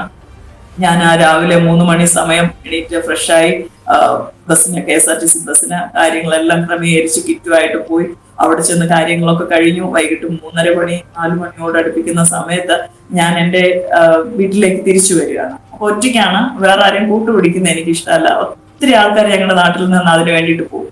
പക്ഷെ ആരോടും കൂട്ടുപിടിക്കുന്നില്ല. ഞാൻ ഒറ്റയ്ക്ക് പോയിട്ട് തിരിച്ചു വരികയാണ്. അപ്പൊ തിരിച്ചു വരുന്ന സമയത്ത് എന്റെ മനസ്സിൽ എനിക്കറിയാം ഇതൊന്നും ഒരു കാര്യമില്ലാത്ത കാര്യമാണ്. പക്ഷെ എനിക്ക് അതിനോടൊരു മത്സരമാണ്. അങ്ങനെ ഞാൻ മത്സരിച്ച് പോയി എന്തൊക്കെയോ ചെയ്തല്ലോ എന്നുള്ള ഒരു സാറ്റിസ്ഫാക്ഷനിൽ വരുന്ന വഴിക്ക് ഒരു ചേച്ചി എന്നെ ഇങ്ങനെ നോക്കിയിട്ട് നിന്നു. ആ ചേച്ചി എനിക്ക് വളരെ പരിചിതമായിട്ടുള്ള ഒരു ചേച്ചിയാണ്.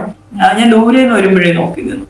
ഞാൻ അടുത്തെത്താറായപ്പോ എന്നോട് ഒരു പ്രത്യേക ടോണിൽ ചോദിച്ചു, ആ ശുഭ എവിടെ പോയിട്ട് വരുന്നു എന്ന് ചോദിച്ചു. ആ ചോദ്യം എന്നെ വല്ലാതെ ഇറിറ്റേറ്റ് ചെയ്തു. ഞാൻ മനസ്സിലിങ്ങനെ പറയാണ്, എന്താ കണ്ടറിഞ്ഞുകൂടെ? കാരണം എന്റെ കയ്യില് വലിയ കിറ്റുണ്ട്, കലവും തവിയും ഒക്കെ ഉണ്ട്. അപ്പൊ കാണുമ്പോ അന്നത്തെ ദിവസം ആർക്കാണേലും കാണുന്നവരെ മനസ്സിലാവും. അപ്പൊ എന്തുകൊണ്ട് എന്നെ മനസ്സിലാക്കുന്നില്ല? പിന്നെ എന്റെ മുഖം മുഴുവനും പടം വരച്ചിട്ടുണ്ട്. ഇവിടെ മുതൽ ഇവിടം വരെ നിറയെ കുറിയും ഭസ്മവും എല്ലാം ഇട്ടിട്ടുണ്ട്. ഞാൻ ആ ഒരു രീതിക്ക് ഒരു പ്രദർശന വസ്തുവാണ്. അപ്പൊ എന്താ മനസ്സിലാകുന്നില്ലേ എന്നുള്ള മട്ടില് ഞാനിങ്ങനെ ചേച്ചിയെ നോക്കി. പക്ഷെ ചേച്ചി വളരെ വളരെ കാമായിട്ട് വളരെ സന്തോഷമുള്ളൊരു മുഖത്തോടെ എന്നെ നോക്കിയിട്ട് പറഞ്ഞു, അടുത്ത വർഷം ഈ സമയം സുഭാഷ് ജീവനുള്ള ദൈവത്തെ ആരാധിക്കുമെന്ന് പറഞ്ഞു.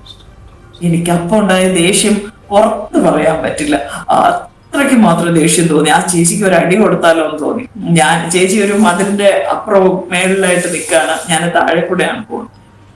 അതുകൊണ്ട് ഒരു പക്ഷെ അല്ലെങ്കിൽ എനിക്ക് പറ്റില്ല. പക്ഷെ എന്റെ സ്വഭാവം പുറത്തുള്ളവരെല്ലാം വളരെ നല്ല സ്വഭാവമാണ് പറയുന്നത്. മാതാപിതാക്കളോടും വീട്ടിലും ഒക്കെ വലിയ ടെററിസ്റ്റ് സ്വഭാവമാണെങ്കിലും പുറത്തെല്ലാവരോടും വലിയ മാന്യമായ സ്വഭാവമാണ്. അപ്പൊ ഈ ചേച്ചിക്ക് എന്നോട് വലിയ സ്നേഹമാണ്. അതുകൊണ്ട് എനിക്ക് തിരിച്ചൊന്ന് പറയാനായിട്ടുള്ള ധൈര്യമില്ല. പക്ഷെ ഞാൻ വളരെ ദേഷ്യത്തിൽ പോയി. അവ വീട്ടിൽ ചെന്നു. അത് കഴിഞ്ഞിട്ട് നാളുകളും കഴിഞ്ഞു പോയി. ഞാൻ കാര്യങ്ങളൊന്നും അറിയുന്നില്ല.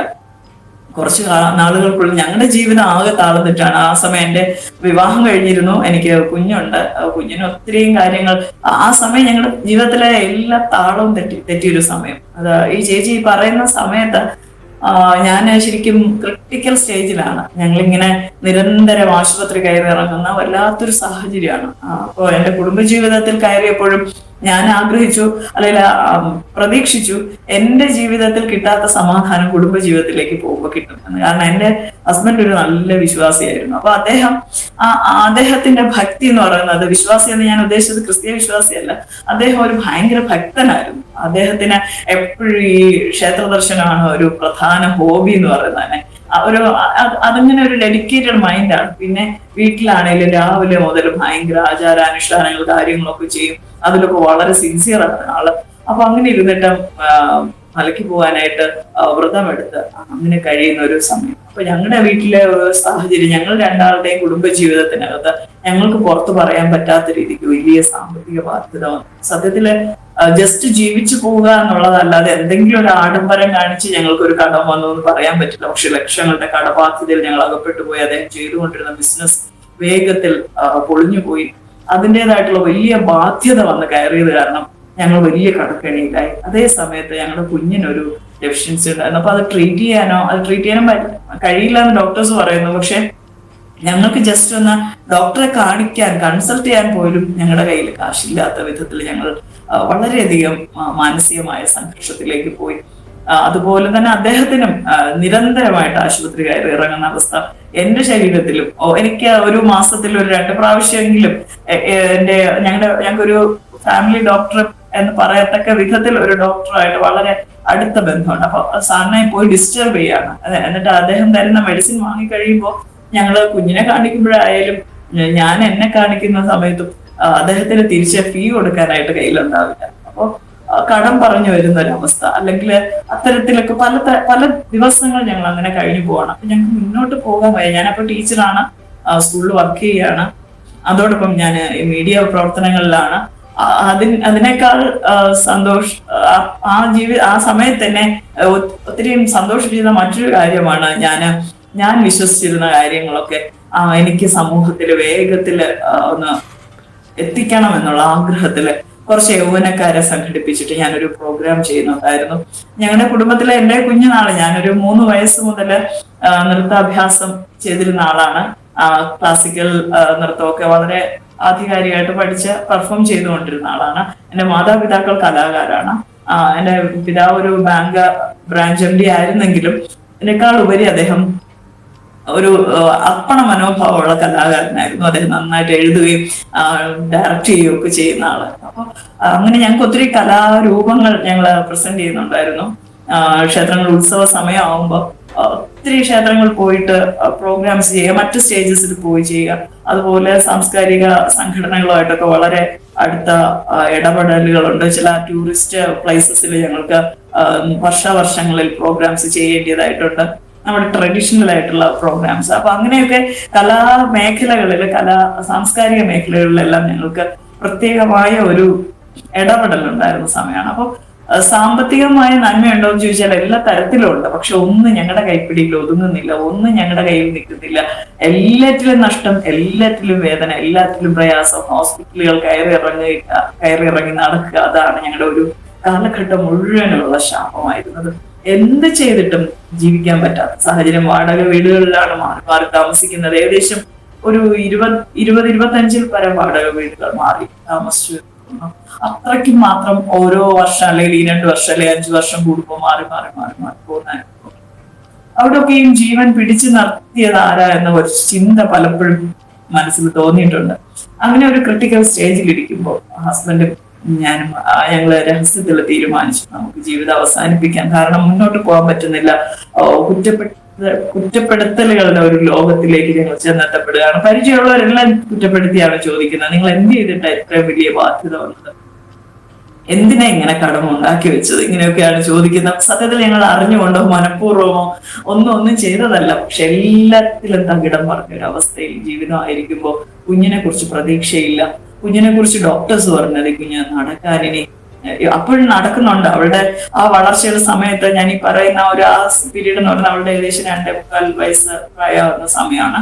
ഒരു 9 മാസം മുതൽ അവൾക്ക് ഇങ്ങനെ ട്രീറ്റ്മെന്റ്സ് ചെയ്തുകൊണ്ടേ ഇരിക്കുകയാണ്. യാതൊരു പ്രയോജനവും ഇല്ല. വളരെ പ്രയാസത്തിൽ ഞങ്ങൾ പോവുകയാണ്. അപ്പൊ ഈ കുഞ്ഞിനെ ഒരു 3 വയസ്സ് 3.5 വയസ്സൊക്കെ കഴിയുമ്പോൾ ശരീരഭാരം കൂടി വരുമ്പോൾ അവളുടെ അസ്ഥികൾക്ക് ബലമില്ലാതെ കിടപ്പിലായി പോകാം. അപ്പൊ അത് നിങ്ങൾ മനസ്സുകൊണ്ട് ധൈര്യപ്പെട്ടുകൊള്ളണമെന്നൊക്കെ പറഞ്ഞപ്പോ ഞങ്ങൾക്കത് എത്രത്തോളം അങ്ങോട്ട് അത് പ്രാവർത്തിയാക്കാൻ പറ്റി ഞങ്ങൾക്ക് അറിയില്ല. അപ്പോ ഹോസ്പിറ്റലിൽ നമ്മൾ കാണുന്നുണ്ട്, അതിനേക്കാൾ പ്രയാസമുള്ള കുഞ്ഞുങ്ങളെ മാതാപിതാക്കൾ നോക്കുന്നുണ്ട്. പിന്നെ നോക്കുന്നതിലുപരി നമ്മളിപ്പോ സോഷ്യൽ മീഡിയയിലൊക്കെ നമ്മൾ കാണുന്ന അനുസരിച്ചാണെങ്കിൽ കൊന്നുകളയാലോ, അല്ലെങ്കിൽ അതുപോലെ എന്തെങ്കിലും. പക്ഷെ ഞങ്ങൾക്ക് പറ്റുന്നില്ല. സഹിക്കാൻ വയ്യാത്ത വേദന, സഹിക്കാൻ വയ്യാത്ത പ്രയാസങ്ങളിൽ ആ കാലഘട്ടത്തിൽ ഇങ്ങനെ കടന്നു പോവാണ്. അപ്പൊ അങ്ങനെ ഇരിക്കുമ്പോൾ ഒരു ദിവസം യാദൃശ്ചികമായിട്ട് ഞങ്ങൾ ഒരു കൂട്ടായ്മയിലേക്ക് കടന്നുപോയി. അത് ഞങ്ങളുടെ ജീവിതത്തെ മാറ്റിമറിക്കുവാൻ ദൈവം നിശ്ചയിച്ചിരുന്ന ദിവസമായിരുന്നു. ഞങ്ങൾക്ക് ഒരു മുൻവിധി ഞങ്ങൾക്കില്ല. എന്റെ ഹസ്ബൻഡിനെ സംബന്ധിച്ച് അദ്ദേഹം ചെയ്യുന്ന ആചാരാനുഷ്ഠാനങ്ങൾ കൃത്യതയോടെ ചെയ്യുന്ന ആളാണ്. അപ്പോ ശബരിമല പോകാനായിട്ട് വ്രതാനുഷ്ഠാനത്തിലാണ്. അതിൽ തന്നെ 37ാമത്തെ ദിവസം, പിന്നെ ഒരു 4 ദിവസം കൂടിയേ ഉള്ളൂ. 41ാമത്തെ ദിവസം അദ്ദേഹത്തിന് പോവണം. പോയിട്ട് വന്നിട്ട് നമുക്ക് എന്തെങ്കിലും ഒരു തീരുമാനമാക്കണം. ആ ഒരു രീതിക്കാണ് ഞങ്ങള് കഴിഞ്ഞു പോകുന്നത്. അപ്പം അദ്ദേഹം അങ്ങനെ ഇരിക്കുകയാണ്. അപ്പൊ ഞങ്ങൾക്ക് യാദൃശ്ചികമായിട്ട് അമ്മ പോയിക്കൊണ്ടിരിക്കുന്ന ചർച്ചിലേക്ക് ഒന്ന് പോകേണ്ടി വന്നു. ഞങ്ങൾ പോകുമ്പോഴും ഞങ്ങൾ രാവിലെ എങ്ങനെയാണോ ഒരു ക്ഷേത്ര ദർശനത്തിന് പോകുന്നത് അതുപോലെ റെഡിയായി പോവാണ്. അത്തരത്തില് ഫ്രഷായി കാര്യങ്ങളൊക്കെ ക്രമീകരിച്ച് ആ വേഷത്തിലാണ് ഞങ്ങൾ അവിടേക്ക് പോകുന്നത്. പക്ഷെ അവിടെ ചെല്ലുമ്പോൾ ഒട്ടും തന്നെ താല്പര്യമില്ല അകത്ത് കയറിയിരിക്കാൻ. പക്ഷെ ഞങ്ങളെ ആരും ക്ഷണിച്ചിട്ടല്ല. ഞങ്ങൾ അവിടെ ചെല്ലുമ്പോൾ ഞങ്ങൾ കയറിയിരുന്നു. അവിടെ സഭാരാധന തുടങ്ങിയായിരുന്നു. അപ്പൊ ഞങ്ങൾ അവിടെ കയറിയിരുന്നു. അവിടെ നടക്കുന്ന പാട്ട്, കയ്യടി, ബഹളം ഒക്കെ കൂടി വന്നു.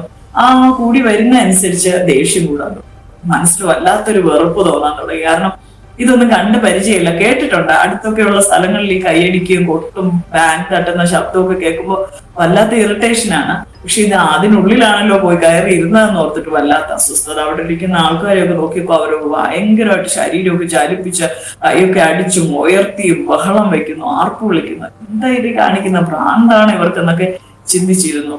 പക്ഷെ കണ്ണു തുറന്ന് ഞാനും എന്റെ ഹസ്ബൻഡും മാത്രമേ അവിടെ ഉണ്ടായിരുന്നുള്ളൂ എന്നാണ് എന്റെ വിശ്വാസം. ബാക്കി എല്ലാവരും കണ്ണൊക്കെ അടച്ചിരുന്നു ഭയങ്കരമായിട്ട് ആരാധിക്കുകയാണ്. പക്ഷെ ഇത് ആരാധനയാണെന്നൊന്നും ഞങ്ങൾക്കറിയില്ല.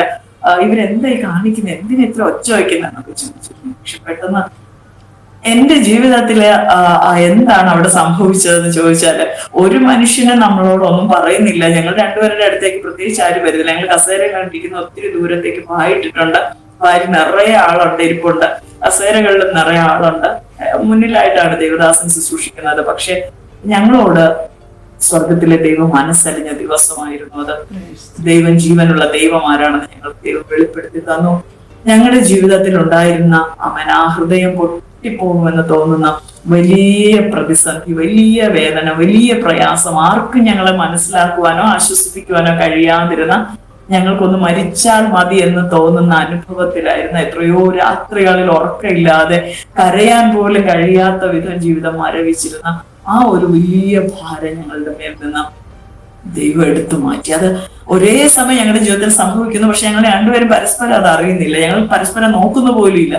പക്ഷെ ഞങ്ങളുടെ ജീവിതത്തിൽ ആ ഒരു വലിയ മാറ്റം വന്നു. ജീവനുള്ള ദൈവത്തിന്റെ ഒരു സാന്നിധ്യം വന്നു. അത് എങ്ങനെയാണ് പറഞ്ഞു ഫലിപ്പിക്കേണ്ടതെന്ന് അറിയില്ല. അത് അനുഭവിക്കുന്നവർക്ക് ആ അനുഭവത്തെ അറിയാൻ പറ്റുള്ളൂ. ഒരു ദൈവിക സാന്നിധ്യം എന്താണെന്ന് അതുവരെ കയറി ഇറങ്ങി നടന്നിരുന്ന ഒരു പുണ്യസ്ഥലത്തിൽ നിന്ന് കിട്ടാത്തത്, മറ്റൊരു തരത്തിലും അവൻ ചെയ്ത നേർച്ച കാഴ്ചകളുടെ സമയത്തൊന്നും കിട്ടാത്തത്, ഒരിക്കലും അനുഭവിച്ചിട്ടില്ലാത്ത ഒരു സന്തോഷത്തിന്റെയും സമാധാനത്തിന്റെ അനുഭവം, ഇങ്ങനെ ചേർത്ത് പിടിക്കുന്ന പോലുള്ള ഒരു സന്തോഷം, നമ്മളെ ആരോ ഒരാൾ ആശ്വസിപ്പിക്കുന്നത് പോലുള്ള ഒരു സന്തോഷം.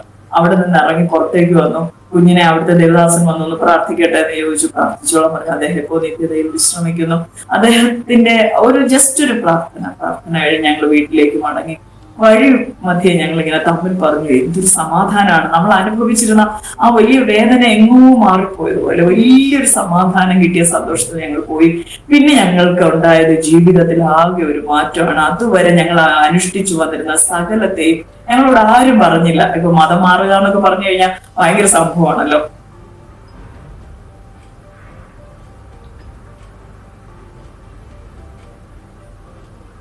ഞാനൊക്കെ അതിനെതിരായിരുന്നു. എനിക്ക് മതപരമായ ചിന്തകൾ ആരെങ്കിലും ഏതെങ്കിലും തരത്തില് പരിചയപ്പെടുത്തുന്നത് തന്നെ ഏറ്റവും വെറുപ്പുള്ള കാര്യമായിരുന്നു. അപ്പൊ ക്രിസ്തീയതയെ ഞാൻ മറ്റു മതം എന്ന് ചിന്തിച്ചു വേർത്തിരുന്നതാണ്. എന്നാൽ അന്ന് കിട്ടിയ അനുഭവത്തിലൂടെ എനിക്ക് മനസ്സിലായി, ക്രിസ്തീയത ഒരു മതമേ അല്ല. ഒരിക്കലും മതത്തിന് ക്രിസ്തു മതത്തിന് ക്രിസ്തീയതയായിട്ട് ഒരു ബന്ധമില്ല. ഞാൻ കണ്ട ക്രിസ്ത്യാനികളെന്ന് ഞാൻ വിചാരിച്ചിരുന്ന അവരുടെയൊക്കെ സ്വഭാവമോ അവർ കാട്ടിക്കൂട്ടുന്ന കാര്യങ്ങളോ അതൊന്നുമല്ല ക്രിസ്തീയത എന്ന് എനിക്ക് മനസ്സിലായി. ക്രിസ്തീയത ഞാൻ മനസ്സിലാക്കിയത് വിശുദ്ധ വേദപുസ്തകത്തിൽ നിന്നാണ്. മനുഷ്യരിൽ നിന്ന് മനസ്സിലാക്കുന്നതിനേക്കാൾ ഭംഗിയായിട്ട് ദൈവം നേരിട്ട് പഠിപ്പിച്ചു തരുന്ന പുസ്തകമുണ്ട്. ഈ പുസ്തകം ഏറ്റവും വെറുത്തിരുന്ന ഞാൻ, എന്റെ അമ്മ എന്റെ കയ്യിൽ തന്നപ്പോൾ ഞാൻ വലിച്ചെറിഞ്ഞ പുസ്തകമാണ് ബൈബിൾ. എന്നാൽ ഞാൻ എന്നാണോ ഇത്തരത്തിൽ ദൈവിക അനുഭവത്തിലേക്കായത്, അന്ന് മുതൽ ഈ പുസ്തകം എന്റെ ജീവന്റെ പ്രമാണമായി മാറി. എന്റെ മാത്രമല്ല, എന്റെ കുടുംബനാഥന് ഞാൻ ഒരുമിച്ച് ആ ദിവസത്തിൽ അങ്ങനെ ഒരു സമർപ്പണത്തിലേക്ക് വന്നത് എങ്ങനെയെന്ന് ഇന്നും അറിയില്ല. ഒരു മനുഷ്യരും ഞങ്ങളോട് സമർപ്പിക്കാനൊന്നും പറഞ്ഞില്ല. ഞങ്ങൾ അവിടെ നിന്ന് ഇറങ്ങി തിരിച്ച് വീട്ടിലേക്ക് വരുമ്പോൾ ഞങ്ങൾ രണ്ടുപേരുടെയും ഹൃദയം തിരിച്ച് കർത്താവിൻ്റെതാക്കി മാറ്റിയിരുന്ന വചനത്തിൽ പറയുന്നുണ്ടല്ലോ, കല്ലായുള്ള ഹൃദയം മാറ്റി മാംസളമായത് വെച്ചു പിടിപ്പിക്കുന്ന കർത്താവ് ഞങ്ങളുടെ ഹൃദയത്തിന്റെ റീപ്ലാന്റേഷൻ ചെയ്ത് കഴിഞ്ഞിരുന്നു. ഞങ്ങളെ ഒരു പുതിയ സൃഷ്ടിയാക്കി കർത്താവ് സ്വാഗതം ചെയ്ത് കർത്താവിനോട് പിടിച്ചടുപ്പിച്ചു കഴിഞ്ഞു. അതുകൊണ്ട് തന്നെ അന്നത്തതോടുകൂടി അതുവരെയുള്ള സകല ആചാര അനുഷ്ഠാനങ്ങളും രണ്ടുപേരും ഒരുപോലെ നടത്തുവാനിടയായി. അദ്ദേഹത്തോട് ഞാൻ ആവശ്യപ്പെട്ടില്ല, അദ്ദേഹം എന്നോട് ആവശ്യപ്പെട്ടില്ല. ഞങ്ങൾക്ക് രണ്ടുപേർക്കും ഈ തമ്മിൽ പറയാനോ അനുവാദം ചോദിക്കാനോ ഒന്നും തോന്നിയില്ല. അതുവരെ ചെയ്തിരുന്ന സകല കാര്യാദികൾ ഞങ്ങൾക്ക് വേണ്ട എന്നുള്ള ബോധ്യത്തിലേക്ക് വന്നു. എന്റെ കയ്യിലൊക്കെ സ്ഥിരമായിട്ട് കെട്ടിയിരുന്ന ചരടും ഏലസും കാര്യങ്ങളൊക്കെ ഉണ്ടായിരുന്നു. പലതും തനിയെ അഴിഞ്ഞു പോയി. അങ്ങനെ ഞങ്ങളുടെ ജീവിതത്തിൽ ആകെ മാറ്റം. ഞങ്ങൾ എപ്പോഴും കൂടുതലായിട്ടും ഈ കലാപരമായ ബന്ധമുള്ളത് കാരണം എല്ലാ തരത്തിലുള്ള സിനിമകളൊക്കെ കാണുന്ന ഞങ്ങളുടെ കുടുംബത്തിൽ എല്ലാവരും അങ്ങനെ ആയിരുന്നു. ഒരു പുതിയ സിനിമ ഇറങ്ങുകയാണെങ്കിൽ എല്ലാവരും കൂടി ഇരുന്ന് കാണുക, തിയേറ്ററിൽ പോയി കാണുക, അതിന്റെ കളക്ഷൻസ് എടുത്തു വെക്കുക. അങ്ങനെ ഒത്തിരി ഫിലിം സോങ്സും പിന്നെ അതുപോലെ തന്നെ ഡിവോഷണൽ സോങ്സും ഒത്തിരി ഭക്തി ഗാനങ്ങളുടെ കളക്ഷനും ഒക്കെ ഉണ്ടായിരുന്നു. എല്ലാം ഞങ്ങൾ വേണ്ടത് വെച്ചു. കാരണം എന്താണെന്ന് വെച്ച് കഴിഞ്ഞാൽ ഒരു ശുദ്ധീകരണം ഞങ്ങളുടെ ജീവിതത്തിൽ ആവശ്യമാണെന്ന് മനസ്സിലായി. മുൻപുള്ളവയെ നിങ്ങൾ ഓർക്കട്ട, പണ്ടുള്ളവയെ നിരൂപിക്കുകയും വേണ്ട, ഇതാ ഞാൻ പുതിയതൊന്ന് ചെയ്യുന്നു എന്നായിരുന്നു ചെയ്ത ദൈവത്തിന്റെ ആ ഇടപെടൽ വന്നപ്പോൾ നമുക്ക് പഴയതിനോടൊരു വെറുപ്പായി. പഴയത് നമുക്ക് ആവശ്യമില്ല. കാരണം ആശ്രയിച്ചിട്ട് ഒരിക്കലും ഒരു ആശ്വാസം കിട്ടാതിരുന്ന ആ സ്ഥാനത്ത് ഇപ്പോ ആശ്രയിക്കാതെ തന്നെ ഒരു പക്ഷെ ഞങ്ങളുടെ ജീവൻ അപകട നിലയിലായി എന്ന് കണ്ടപ്പോൾ ഇറങ്ങി വന്ന് ഞങ്ങളെ വിടുവിച്ച ദൈവം. വിശുദ്ധ വേദപുസ്തകത്തിൽ നമ്മൾ കാണുന്നുണ്ട്, 38 വർഷം തളർവാദ രോഗിയായിട്ട് കിടന്നിരുന്ന മനുഷ്യൻ ദൈവത്തോട് എന്നും പ്രാർത്ഥിക്കുന്ന എന്താണ്, ഒരു ദിവസം ഒരു വിടുതൽ കിട്ടും, എന്നെ ഒരിക്കലെങ്കിലും ഈ കുളത്തിലേക്ക് ഒന്ന് ഇറങ്ങി സൗഖ്യമാകാൻ ആരെങ്കിലും സഹായിക്കും, അങ്ങനെ ഒരു പ്രതീക്ഷയായിരുന്നു. പക്ഷെ ഏറ്റവും ഒടുവില്ല കർത്താവ് തീരുമാനിച്ചു, 38 വർഷമായിട്ട് ഇവനൊരു വിടുതലില്ല, ഇനി ഞാൻ തന്നെ അങ്ങോട്ട് ചെന്ന് ഇവനെ വിടുവിക്കാം. അങ്ങനെ ഒരു അത്ഭുതമാണ് എന്റെ 30ാമത്തെ വയസ്സിൽ എന്റെ ജീവിതത്തിൽ സംഭവിച്ചത്. ഞാൻ തേടി ചെല്ലാതെ എന്നെ തേടി വന്ന കർത്താവിന്റെ സ്നേഹം. എനിക്ക് എപ്പോഴും അത്ഭുതമാണ്. എത്ര ചിന്തിച്ചിട്ടും മനസ്സിലാകുന്നില്ല എന്ത് യോഗ്യത കൊണ്ട് കർത്താവ് എന്നെ സ്നേഹിച്ചു, എന്നിൽ എന്ത് കണ്ടിട്ടാണ് കർത്താവ് എന്നെ എന്റെ കുടുംബത്തെയും ഈ രക്ഷയുടെ മഹാസന്തോഷത്തിലേക്ക് പിടിച്ചു വേർതിരിച്ച് മാറ്റിയതെന്ന് ഞങ്ങൾക്ക് അറിയില്ല. കാരണം ഞാൻ അത്രമാത്രം കർത്താവിനെ വേദനിപ്പിച്ചിരുന്നു, അല്ലെങ്കിൽ ക്രിസ്തീയതയെ വെറുത്തിരുന്നു, അകറ്റി നിർത്തിയിരുന്നു. വിശുദ്ധ വേദപുസ്തകത്തിൽ തന്നെ ശൗലിനോട് ദൈവം ചോദിക്കുന്ന ഒരു ചോദ്യമുണ്ട്, മുള്ളിന് നേരെ ഉദയ്ക്കുന്നത് നിനക്ക് വിഹിതമോ എന്ന്. സത്യത്തിൽ എന്നോട് ദൈവം അങ്ങനെ ഒരു ചോദ്യം ചോദിക്കേണ്ടതായിരുന്നു. അത്തരത്തിൽ ഞാൻ ക്രിസ്തീയതയ്ക്ക് എതിരായി പ്രവർത്തിച്ചുകൊണ്ടിരുന്ന ഒരു മതഭ്രാന്ത് പിടിച്ച ഒരു സ്വഭാവമായിരുന്നു. ഞാൻ രഹസ്യത്തിൽ ഒത്തിരി കാര്യങ്ങൾ ക്രിസ്തീയതയ്ക്ക് എതിരായിട്ട് ചെയ്തുകൊണ്ടിരുന്ന വ്യക്തിയാണ്. എന്നാൽ അതൊന്നും കണക്കിടാതെ ബൈബിൾ വലിച്ചെറിഞ്ഞ വ്യക്തിയായിരുന്നിട്ട് പോലും വിശുദ്ധ വേദപുസ്തകം കയ്യിലെടുക്കുവാൻ, അതിനകത്ത് എന്താണ് ദൈവത്തെക്കുറിച്ച് എഴുതിയിരിക്കുന്നതെന്ന് പഠിക്കാൻ എന്നെ സഹായിച്ച പരിശുദ്ധാത്മാവ് എന്നോട് കൂടെ ഇരുന്ന് എന്നെ പഠിപ്പിച്ചു തന്നു. അതിനകത്തും എനിക്കൊരു സാക്ഷ്യം പ്രത്യേകമായിട്ട് പറയാനുള്ളത്, ഞങ്ങൾ രക്ഷിക്കപ്പെട്ട സ്നാനപ്പെട്ട കർത്താവിന്റെ സ്നേഹത്തിലേക്ക് വരാനൊക്കെ ഇടയായി. ദൈവം അതിനായിട്ടൊക്കെ സഹായിച്ചു.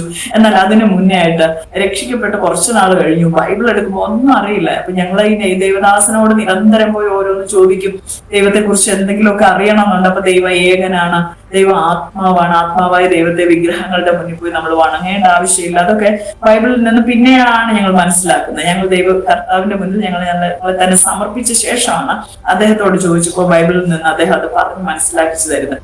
അപ്പൊ അത് കഴിഞ്ഞു ആത്മാവായ ദൈവത്തെ എങ്ങനെ ആരാധിക്കണം, ആത്മാവിൽ സത്യത്തിൽ ആരാധിക്കണം, അപ്പൊ അതിനായിട്ട് എന്തൊക്കെ ചെയ്യണം, അങ്ങനെയുള്ള കാര്യങ്ങളൊക്കെ പറഞ്ഞു തരുന്നുണ്ട്. പിന്നെ നമ്മൾ ആരാണ്, നമ്മൾ ശരിക്കും പറഞ്ഞാൽ ഈ കാണുന്ന മനുഷ്യൻ എന്ന് പറയുന്നത് ഈ മണ്ണാണ്. ഈ മണ്ണിലേക്ക് തിരിച്ചു പോകും. പക്ഷെ നമ്മുടെ ഉള്ളിൽ വിലപ്പെട്ടൊരു ആയുസ്സുണ്ട്, ഒരു ആത്മാവുണ്ട്. ആ ആത്മാവ് നിത്യകാലങ്ങൾ ജീവിക്കണോ വേണ്ടോ തീരുമാനിക്കേണ്ടത് നമ്മളാണ്. അപ്പൊ അങ്ങനെയുള്ള കാര്യങ്ങളൊക്കെ പറഞ്ഞ് മനസ്സിലാക്കിച്ചു തരുമ്പോൾ സത്യത്തിൽ ബൈബിൾ വായിക്കുമ്പോൾ അതൊന്നും ശരിക്കും അങ്ങോട്ട് മനസ്സിലാക്കി എടുക്കാൻ പറ്റുന്നില്ല. അപ്പൊ എന്റെ കുഞ്ഞിന് വേണ്ടി ദൈവം ഒരു അത്ഭുതം ചെയ്തു. ഡോക്ടേഴ്സ് ആവില്ല എന്ന് പറഞ്ഞ രോഗത്തെ കർത്താവ് അത്ഭുതകരമായിട്ട് സൗഖ്യമാക്കി തന്നു. അവളുടെ ബർത്ത് ഡെഫിഷ്യൻസി, അവളുടെ ജന്മനായുള്ള കുറവിനെ ദൈവം മാറ്റി അവൾക്ക് പൂർണ്ണ സൗഖ്യം തന്നു, അവളുടെ ആരോഗ്യത്തോടെ ആയിത്തീർന്നു. അത് ഭയങ്കര അത്ഭുതമായി. അതിനുശേഷം ഇങ്ങനെ വരികയാണ്. ഒരു ദിവസം ഞാനിങ്ങനെ ചിന്തിച്ചു, ഞാൻ ഓടാണ്, എന്റെ ഉപജീവന പാതകളുടെ ബന്ധത്തില് ട്യൂഷൻ സെന്ററുകളിൽ പഠിപ്പിക്കുന്നുണ്ട്, സ്കൂളിൽ വർക്ക് ചെയ്യുന്നുണ്ട്, അതോടൊപ്പം മീഡിയ വർക്ക് ചെയ്യുന്നുണ്ട്. ആകെ ഒരു നെട്ടോട്ടത്തിന്റെ സമയത്തിൽ ഞാനിങ്ങനെ ദൈവത്തോട് അങ്ങനെ പ്രാർത്ഥിച്ചതല്ല, ഞാനിങ്ങനെ പറഞ്ഞു, ഒരല്പം റെസ്റ്റ് ചെയ്യാൻ, ഒരു മാസം ഒന്ന് ലീവ് എടുക്കാൻ കഴിഞ്ഞിരുന്നെങ്കിൽ ശരിക്കും വിശുദ്ധ വേദപുസ്തകം ഒന്ന് വായിക്കാമായിരുന്നു. കാരണം ഈ പുസ്തകം കയ്യിലുണ്ടോ, വായിക്കാൻ സമയം കിട്ടുന്നില്ലേ. സന്ധ്യാസമയത്ത് ഒന്ന് പ്രാർത്ഥിക്കാനിരിക്കുമ്പോ ഏതെങ്കിലും ഒരു അധ്യായമോ 2 അധ്യായമോ വായിക്കുന്നേ ഉള്ളൂ. അപ്പൊ കാര്യങ്ങളൊന്നും അങ്ങോട്ട് മനസ്സിലാവുന്നില്ല, സംശയങ്ങളുടെ ഒരു ബഹളാണ്. പക്ഷെ വിശുദ്ധ വേദപുസ്തകം വായിച്ചപ്പോ വായിക്കുന്ന ഈ ഭാഗങ്ങളിലെല്ലാം ദൈവം നേരിട്ട് സംസാരിക്കുന്ന ഒരു അനുഭവം ഉണ്ടായി. ഇത് സംസാരിക്കുന്ന പുസ്തകമാണല്ലോ. ആയിരക്കണക്കിന് പുസ്തകങ്ങൾ ഞാൻ വായിച്ചിട്ടുണ്ട്, പക്ഷെ ഇതുപോലെ നമ്മളോട് ഇടപെട്ട് സംസാരിക്കുന്ന ഒരു പുസ്തകമില്ല. ഞാൻ ഒത്തിരി മതഗ്രന്ഥങ്ങൾ പഠിച്ച ആളാണ്, അതിന്റെ വ്യാഖ്യാനങ്ങളും അതിന്റെ ട്രാൻസ്ലേഷൻസും ഒക്കെ തിരിച്ചു മറിച്ച് പഠിച്ച ആളാണ്. ഹൈന്ദവ വിശ്വാസ അധിഷ്ഠിതം ആയിട്ടുള്ള കുറച്ച് പുസ്തകങ്ങളുണ്ട്, പുരാണങ്ങളും ഇതിഹാസങ്ങളും അതുപോലെ ചില വേദ പുസ്തകങ്ങളൊക്കെ. പക്ഷെ അതിലൊന്നിലും എനിക്ക് തൃപ്തിപ്പെടാൻ കഴിയാതെ ഞാൻ മറ്റു മതഗ്രന്ഥങ്ങളും വായിച്ചിട്ടുണ്ട്, മറ്റു മതഗ്രന്ഥങ്ങളുടെ ട്രാൻസ്ലേഷൻസ് വായിച്ചിട്ടുണ്ട്.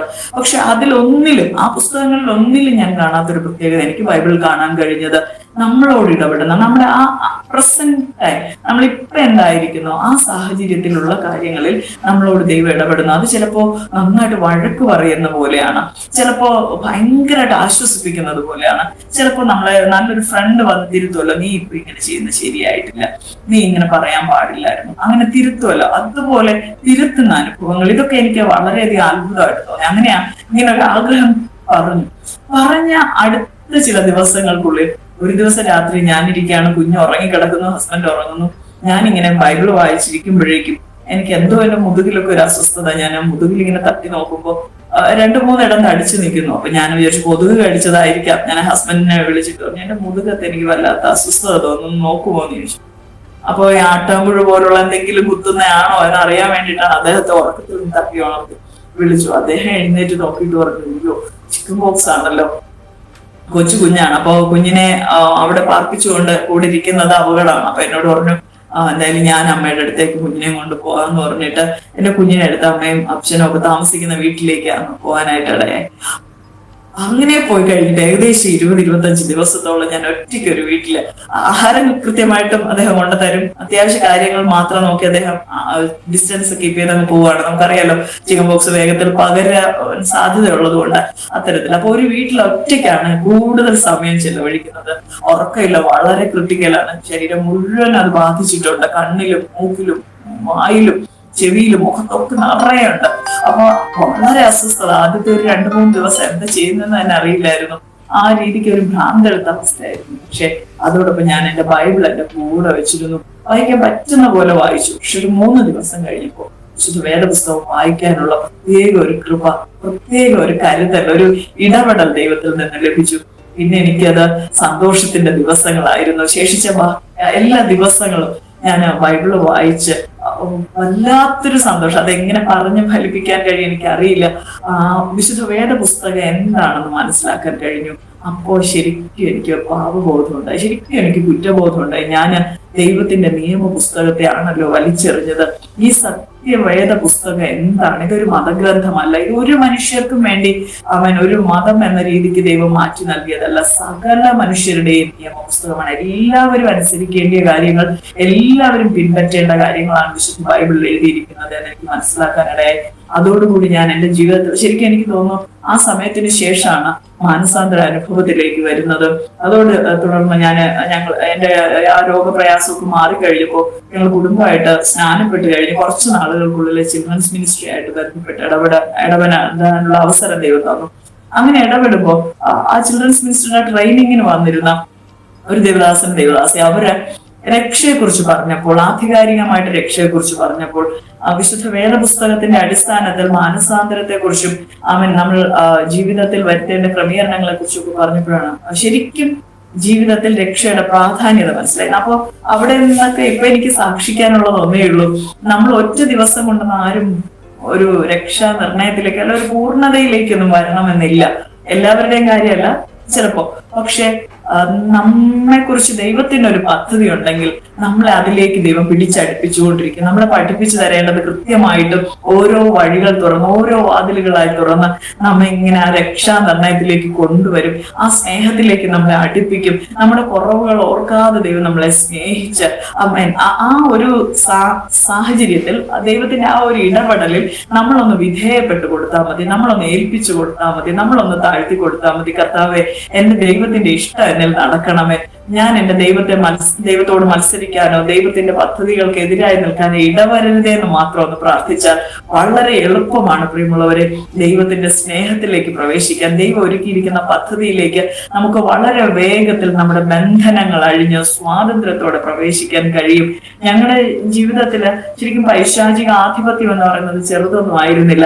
ഞങ്ങളുടെ ഓരോരുത്തരുടെയും ജീവനെ വെല്ലുവിളിച്ച് നിന്നിരുന്ന, വാദിച്ചു നിന്നിരുന്ന അന്ധകാര ശക്തികളുണ്ട്.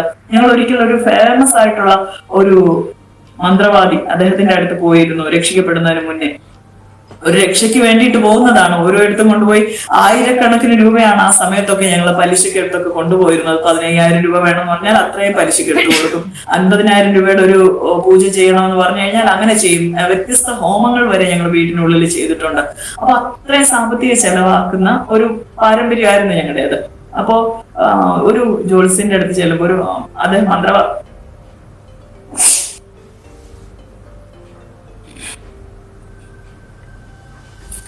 അദ്ദേഹം മന്ത്രവാദം ചെയ്യുന്ന ഒരാളാണ്. അപ്പൊ അദ്ദേഹത്തെ കുറിച്ച് ഞങ്ങൾക്ക് അറിയാം. അങ്ങനെ അദ്ദേഹത്തിന്റെ അടുത്ത് ചെന്നപ്പോ അദ്ദേഹം ഈ കബഡിയൊക്കെ നിരത്തി വെച്ചിട്ട് ഞങ്ങൾക്ക് വേണ്ടി അതിന്റെ കാര്യാദികൾ കർമ്മങ്ങൾ പറയാൻ തുടങ്ങുമ്പോ ആ സാധനങ്ങൾ തിരിഞ്ഞ് അദ്ദേഹത്തിന്റെ അടുത്തേക്ക് ഇരുന്നു. അപ്പൊ അദ്ദേഹം പറഞ്ഞത്, നിങ്ങളുടെ ഈ വിഷയങ്ങളിൽ ഞാൻ ഇടപെട്ടാൽ ഇതെന്റെ ജീവിതത്തിൽ തിരിച്ചടിക്കും. കാരണം ഞാൻ സേവിക്കുന്ന മൂർത്തിയാണ് നിങ്ങളുടെ ജീവിതത്തിൽ പ്രശ്നമായിട്ട് നിൽക്കുന്നത്. അത് നിങ്ങളുടെ കുടുംബത്തിൽ തന്നെയുള്ള ചില വ്യക്തികൾ ചെയ്ത വലിയ ആഭിചാരത്തിന്റെ ഫലമാണ്. വലിയ മന്ത്രവാദം ചെയ്തിരിക്കുകയാണ്. അപ്പൊ ആ വലിയ മന്ത്രവാദത്തെ അഴിക്കുകയാണെങ്കിൽ ഈ മന്ത്രവാദിക്ക് അപകടമാവെന്ന് പറഞ്ഞപ്പോ ഞാൻ തിരിച്ചു പോകുമ്പോ ഒത്തിരി ചിരിച്ചിട്ടാണ് ഞാൻ എന്റെ ഹസ്ബൻഡിനോടൊപ്പം പോയത്. ഹസ്ബൻഡിന് അദ്ദേഹത്തെ വലിയ ബഹുമാനമായിരുന്നു. ഞാൻ പറഞ്ഞു, അയ്യോ ഇതിപ്പോ പുലിവാല് പിടിച്ച പോലാണല്ലോ അദ്ദേഹത്തിന്റെ അവസ്ഥ. നമുക്ക് വേണ്ടിയിട്ട് അദ്ദേഹം ഒന്നും ചെയ്യട്ടെ, അവൻ ജീവിച്ചു പോട്ടെ. കാരണം അദ്ദേഹത്തിന് ഒരു മോളുണ്ട്. ഒരു കുടുംബമുണ്ട്. എന്റെ കുഞ്ഞിന്റെ പ്രായമാണ് ആ കുഞ്ഞ്. ഞാൻ അവിടെ ചെന്ന് കാണാനിടയായി. അപ്പൊ ഞാൻ പറഞ്ഞു, നമ്മൾ കാരണം ഒരു കുടുംബത്തിന് പ്രശ്നമാണ്. അപ്പൊ ഇങ്ങനെയുള്ള ഒരു പാരമ്പര്യം ഉണ്ടായിരുന്നു. കാരണം ഒന്നും ഉറങ്ങാൻ കഴിയാത്ത, എപ്പോഴും ആശുപത്രി കയറി ഇറങ്ങുന്ന, എത്ര രൂപ വരുമാനം വന്നാലും മുഴുവനും ഒഴുകി പോകുന്ന, സാമ്പത്തികമായിട്ട് എപ്പോഴും കുരുക്കുകളിൽ ചെന്ന് അകപ്പെടുന്ന അങ്ങനെയുള്ള വ്യത്യസ്തമായ ബന്ധനങ്ങൾ. ഈ ബന്ധനങ്ങളെ ഓരോന്നായിട്ട് അഴിച്ചു മാറ്റുക എന്ന് പറഞ്ഞാൽ അത് അസാധ്യമായിരുന്നു. പക്ഷെ യേശു കർത്താവിനെ അറിഞ്ഞപ്പോൾ, യേശു കർത്താവിലേക്ക് വന്നപ്പോൾ, രക്ഷ സൗജന്യമായി ലഭിച്ചു കഴിഞ്ഞപ്പോൾ ബന്ധനങ്ങൾ അഴിഞ്ഞു മാറാൻ തുടങ്ങി. ഓരോ കെട്ടുകളും പൊട്ടിച്ചത് ദൈവമാണ്. ശരിക്കും ഈ ബന്ധനം അഴിക്കുന്ന കൃപാവര പ്രാപ്തരുടെ ആരുടെയും മുന്നിൽ പോയി തല വെച്ചു കൊടുത്തിട്ട് ബന്ധനം അഴിക്കേണ്ട ഗതികേട് ദൈവം വരുത്തിയില്ല. അത് ഞാൻ ഇച്ചിരി പരിഹാസമായിട്ടാണ് പറയുന്നത്, എന്നോട് ക്ഷമിക്കണം കേൾക്കുന്നവര്. ഇപ്പോഴത്തെ ഒരു ട്രെൻഡ് അങ്ങനെയാണല്ലോ. എന്തെങ്കിലും ഒരു പ്രശ്നം ഉണ്ടെന്ന് കണ്ടു കഴിഞ്ഞാൽ നേരെ പോയിട്ട് ആരുടെയെങ്കിലും ഒക്കെ മുന്നിൽ കൊണ്ടുപോയി തല വെച്ചു കൊടുക്കുന്നില്ല. വിശുദ്ധ വേദപുസ്തകത്തിൽ വിശ്വസിക്കുകയാണെങ്കിൽ അവൻ സത്യവചനത്തിലൂടെയുള്ള വിടുതൽ ദൈവം നൽകി തരും. അതാണ് ശാശ്വതമായ വിടുതൽ എന്ന് അനുഭവിച്ചറിയാൻ ദൈവം ഞങ്ങളുടെ ജീവിതത്തിൽ അവസരത്തെ നൽകി തന്നു. ഞങ്ങളുടെ എല്ലാ പ്രശ്നങ്ങളും ഓരോന്നായി ദൈവം വിടുവിച്ചു. എന്റെ കുഞ്ഞിന്റെ രോഗസൗഖ്യമായത് അവളുടെ മേൽ ഭരിച്ചു നിന്നിരുന്ന പാരമ്പര്യ രോഗാത്മാവിനെ അവൻ ദൈവം വെട്ടിമാറ്റിയപ്പോഴാണ്. അതിനുശേഷമാണ് ഞങ്ങൾക്ക് മനസ്സിലാകുന്നത് എന്റെ കുടുംബനാഥനെ ഏകദേശം 3 വയസ്സ് മുതൽ ആ ദൈവത്തെ അറിഞ്ഞ ആ കാലഘട്ടങ്ങൾ വരെയും അവൻ രോഗിയാക്കിയിരുന്നു. ഏകദേശം 6 ഗുളിക ഡെയിലി കഴിച്ചിട്ടാണ് അദ്ദേഹം ജീവിച്ചിരുന്നത്. അദ്ദേഹത്തിന്റെ അവസ്ഥ അതായിരുന്നു, അദ്ദേഹത്തിന്റെ ഗതികേട് അതായിരുന്നു. അദ്ദേഹത്തോട് എന്റെ കുഞ്ഞുങ്ങൾ കഴിഞ്ഞ ഒരു ദിവസം തമാശക്ക് ഒരു മാസം മുന്നേ ചോദിച്ചു, അച്ഛാ ഏത് കോളേജിലാണ് പഠിച്ചത്? അപ്പൊ എന്റെ ഹസ്ബൻഡ് പറഞ്ഞു, ചിരിച്ചുകൊണ്ട് പറഞ്ഞു, ഞാൻ മെഡിക്കൽ കോളേജിലാണ് പഠിച്ചത്. കാരണം അദ്ദേഹം പറഞ്ഞു കേട്ടിട്ടുള്ള എങ്ങനെയാണ്, വളരെ കുഞ്ഞു നാളുകൊണ്ട് മെഡിക്കൽ കോളേജ് കയറി ഇറങ്ങുന്ന ഒരു അനുഭവമായിരുന്നു അദ്ദേഹത്തിന് സ്വന്തമായിട്ട് ഒരു ചെറിയ വെയിറ്റ് പോലും എടുക്കാൻ പറ്റാത്ത തരത്തിൽ ശാരീരികമായ പ്രയാസങ്ങളുള്ള, ഒത്തിരി പ്രയാസങ്ങളുള്ള ആളായിരുന്നു. ഒടുവിൽ അദ്ദേഹത്തെ ട്രീറ്റ് ചെയ്യുന്ന സിറ്റിയിലുള്ള വളരെ ഫേമസ് ആയിട്ടുള്ള ഒരു ഹോസ്പിറ്റലിൽ നിന്ന് എന്നെ വിളിച്ചിട്ട് പറഞ്ഞത്, ഇനി മനുഷ്യനെ ട്രീറ്റ് ചെയ്യാൻ പറ്റില്ല, ഹോസ്പിറ്റലിലേക്ക് കൊണ്ടുവരണ്ട, വളരെ ക്രിട്ടിക്കലാണ്, നിങ്ങൾ എത്ര ദിവസം വീട്ടില് സുരക്ഷിതമായിട്ട് താമസിപ്പിക്കാൻ പറ്റൂ അതാണ് നല്ലത്, യാത്ര ചെയ്യിക്കരുത്, ഒട്ടും യാത്ര ചെയ്യരുത്, ബൈക്കൊന്നും ഒരിക്കലും ഓടിക്കാൻ കൊടുക്കരുത്, അത് ഭയങ്കര അപകടമാണെന്ന് പറഞ്ഞു. എന്നാൽ കർത്താവിങ്കിലേക്ക് വന്നു കഴിഞ്ഞപ്പോൾ, കർത്താവിന്റെ സ്നേഹം വന്നപ്പോൾ, വചനത്തിന്റെ വിടുതൽ ഞങ്ങളുടെ ജീവിതത്തിലേക്ക് വെളിപ്പെട്ടപ്പോൾ, സാക്ഷാൽ നമ്മുടെ രോഗങ്ങളെ അവൻ വഹിച്ചു, നമ്മുടെ വേദനകളെ അവൻ ചുമന്നു, അവന്റെ അടിപ്പിണറുകളാൽ നമുക്ക് സൗഖ്യം വന്നു ഇരിക്കുന്നതാണ് വചനത്താലുള്ള വിടുതൽ ഞങ്ങളുടെ ഓരോരുത്തരുടെയും ജീവിതത്തിൽ അവൻ വന്ന് വെളിപ്പെടാൻ തുടങ്ങി. എന്റെ ജീവിതത്തിലും ഭയങ്കര അത്ഭുതങ്ങളെ ദൈവം ചെയ്തു. എന്റെ മൂക്കിനുള്ളിൽ ബ്ലോക്ക് ഉണ്ടായി, അത് സൈനസൈറ്റിസ് വന്നിട്ടുണ്ടായതെന്നാണ് ഡോക്ടേഴ്സ് ചിലർ പറഞ്ഞത്. ചിലർ പറയുന്നത് ഗ്രോത്ത് ആയിരുന്നു. എന്ത് തന്നെയാണെങ്കിലും ഞാൻ 2-2.5 വർഷം വളരെ ഭീകരമായ അവസ്ഥയിലായിരുന്ന ആളാണ്. എന്റെ മൂക്കിലൂടെ ഒരു ലീക്കിംഗ് വരുന്നത്, ഭയങ്കര ദുർഗന്ധമായിരുന്നു. എന്റെ കുഞ്ഞുങ്ങൾ, എന്റെ മോള് പോലും എന്റെ അടുത്ത് വരില്ലായിരുന്നു. ഭയങ്കരമായിട്ടുള്ള ദുർഗന്ധം. ഞാൻ സ്കൂളിൽ പഠിപ്പിക്കുമ്പോൾ ഞാൻ കുഞ്ഞുങ്ങളിൽ നിന്ന് അകലം പാലിച്ചു നിൽക്കും. കാരണം പെട്ടെന്ന് പ്രതീക്ഷിക്കാതെ ഈ ലീക്കിംഗ് വന്നു കഴിഞ്ഞാൽ അത് കഫമല്ല, വെറും വെള്ളമാണ്. അത് ഇച്ചിരി സീരിയസ് ആയിരുന്നു എന്നാണ് ഡോക്ടേഴ്സ് പറഞ്ഞത്. ഞാനും പക്ഷെ അതിന്റെ പിന്നിൽ ചികിത്സിക്കാൻ പോയില്ല. ഞാൻ എന്റെ ദൈവത്തിൽ ആശ്രയിച്ചു, വചനത്തിൽ ആശ്രയിച്ചു. കർത്താവ് ഒരു പ്രത്യേക ദിവസത്തിൽ എനിക്ക് വേണ്ടിയിട്ടൊരു സാക്ഷി നൽകി തന്നു.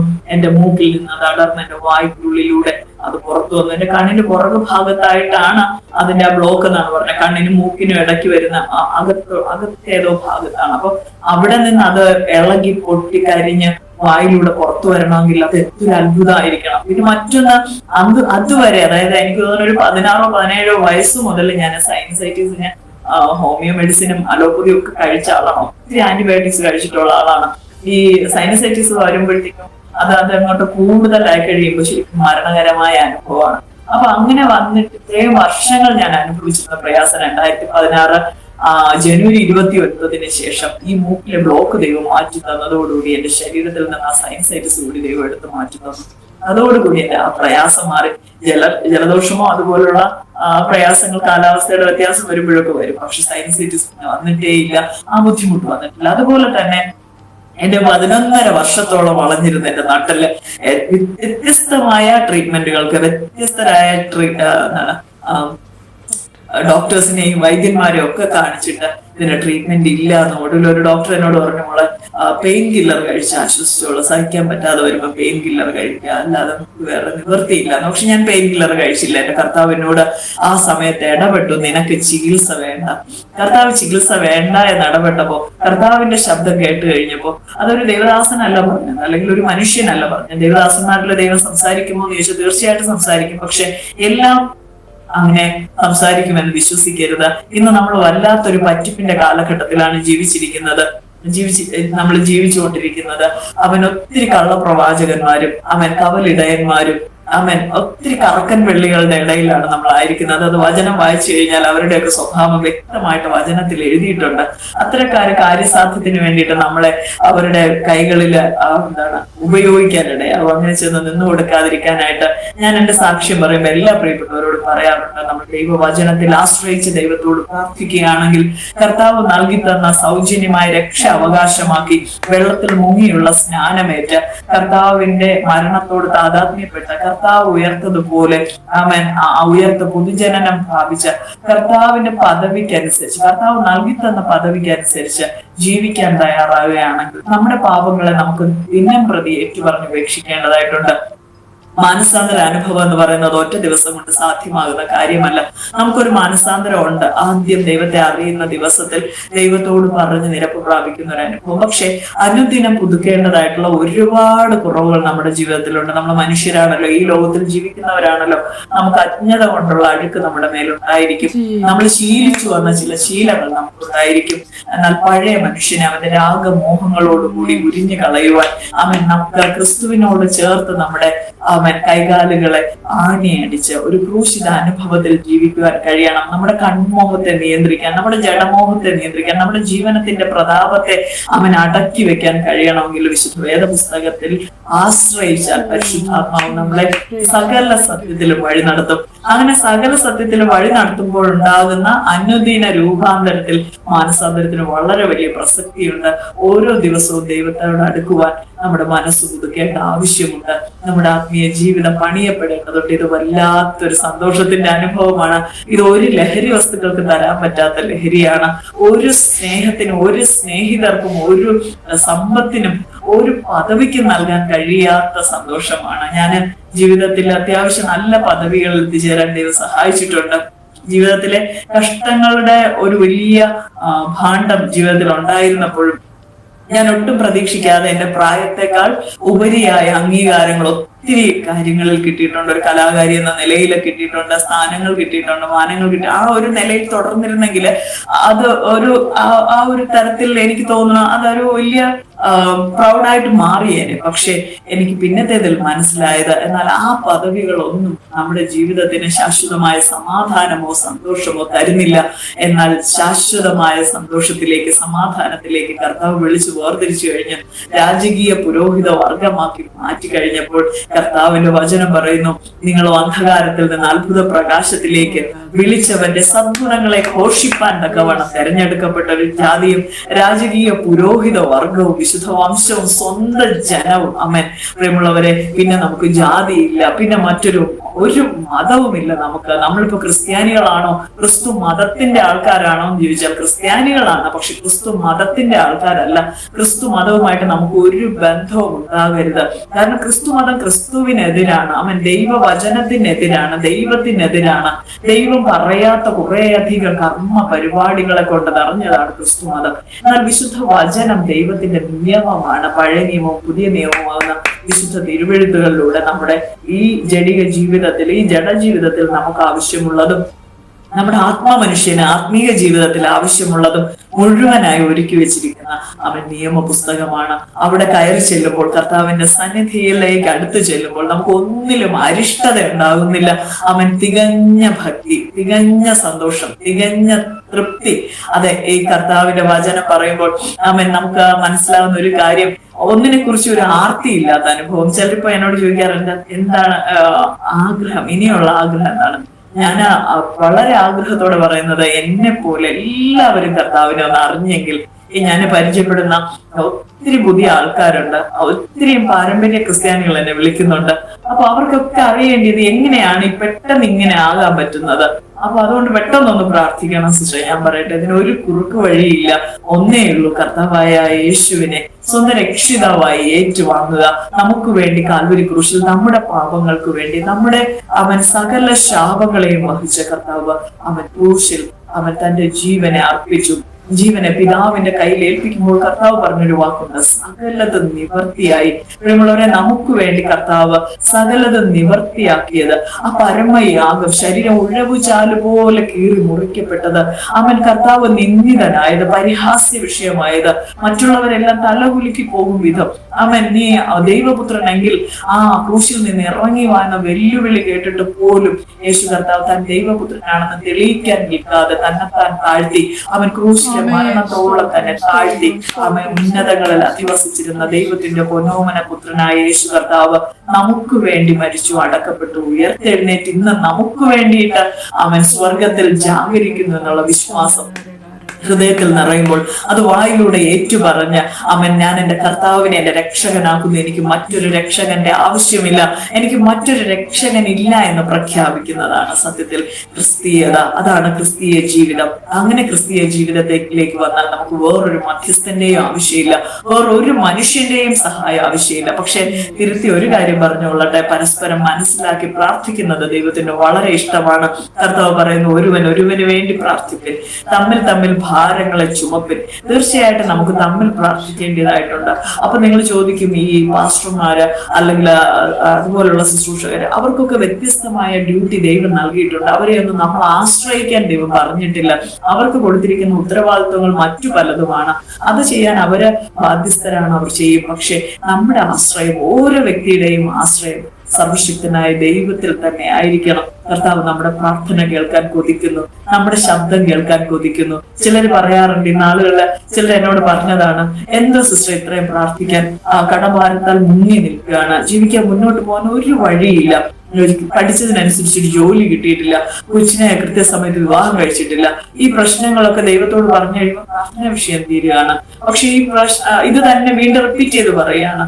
അപ്പൊ ഞാൻ അവരോട് പറഞ്ഞത് ഒരു കാര്യമേ ഉള്ളൂ, ആ ഒരു സ്ഥിരം പല്ലവി അങ്ങോട്ട് മാറ്റിയിട്ട് നാം സേവിക്കുന്ന ദൈവം ആരാണെന്ന് ഒന്ന് പ്രൊക്ലെയിം ചെയ്യാനായിട്ട് ശ്രമിക്കുകയാണെങ്കിൽ അവൻ നമ്മുടെ ഓരോ വിഷയത്തിലും ദൈവം അത്ഭുത മന്ത്രിയായിട്ട് ഇറങ്ങി വരും. അവിടുന്ന് സമാധാന പ്രഭുവായിട്ട് ഇറങ്ങി വരും. അവിടുന്ന് സർവശക്തനെന്ന് തെളിയിക്കും.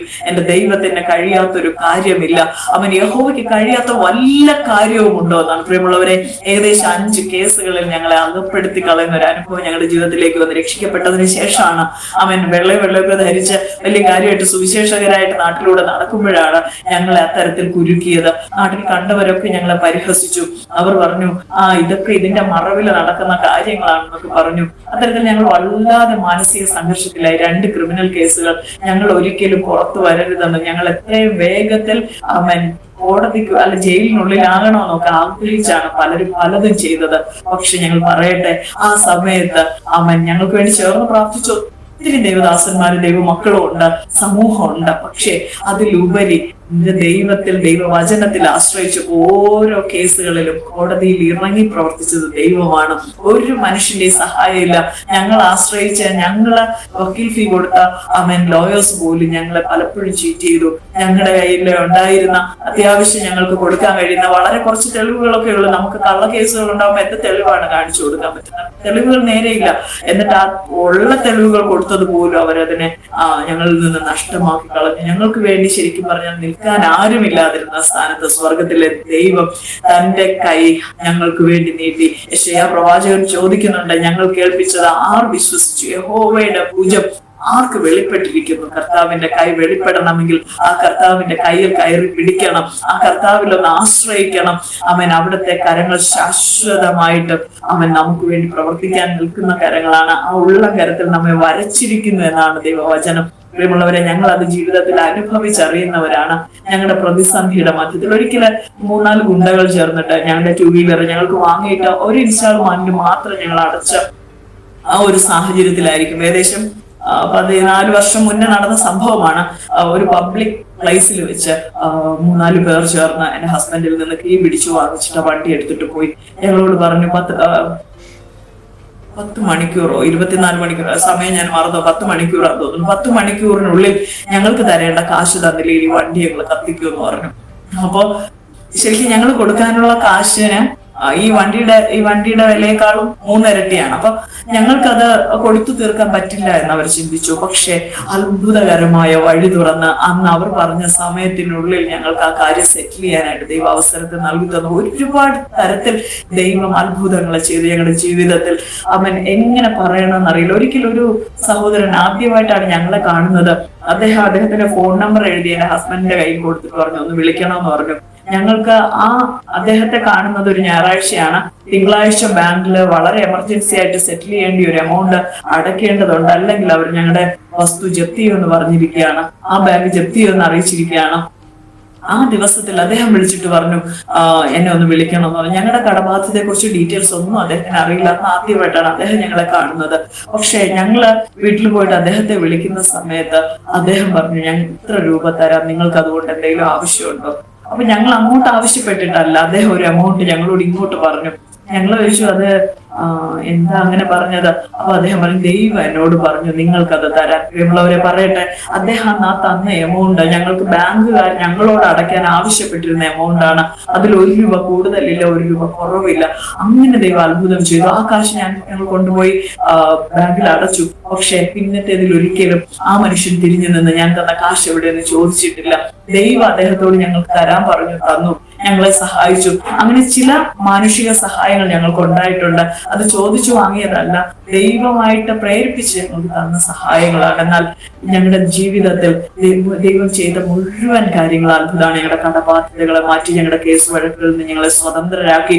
ഞങ്ങളുടെ ജീവിതത്തിൽ ഓരോരുത്തരിലും രോഗശാന്തി, ആരോഗ്യം ദൈവം നൽകി തന്നു. എന്റെ കുഞ്ഞിന് സംസാരശേഷി നഷ്ടപ്പെട്ടു പോയിട്ട് അവൻ 2 വർഷത്തിലധികം വളരെ പ്രയാസപ്പെട്ടതാണ്. എന്നാൽ അവന് ദൈവം സംസാരശേഷി തിരിച്ചു കൊടുക്കുന്നതോടൊപ്പം നന്നായി പാടാനുള്ള കൃപ കൂടി കൊടുത്തു.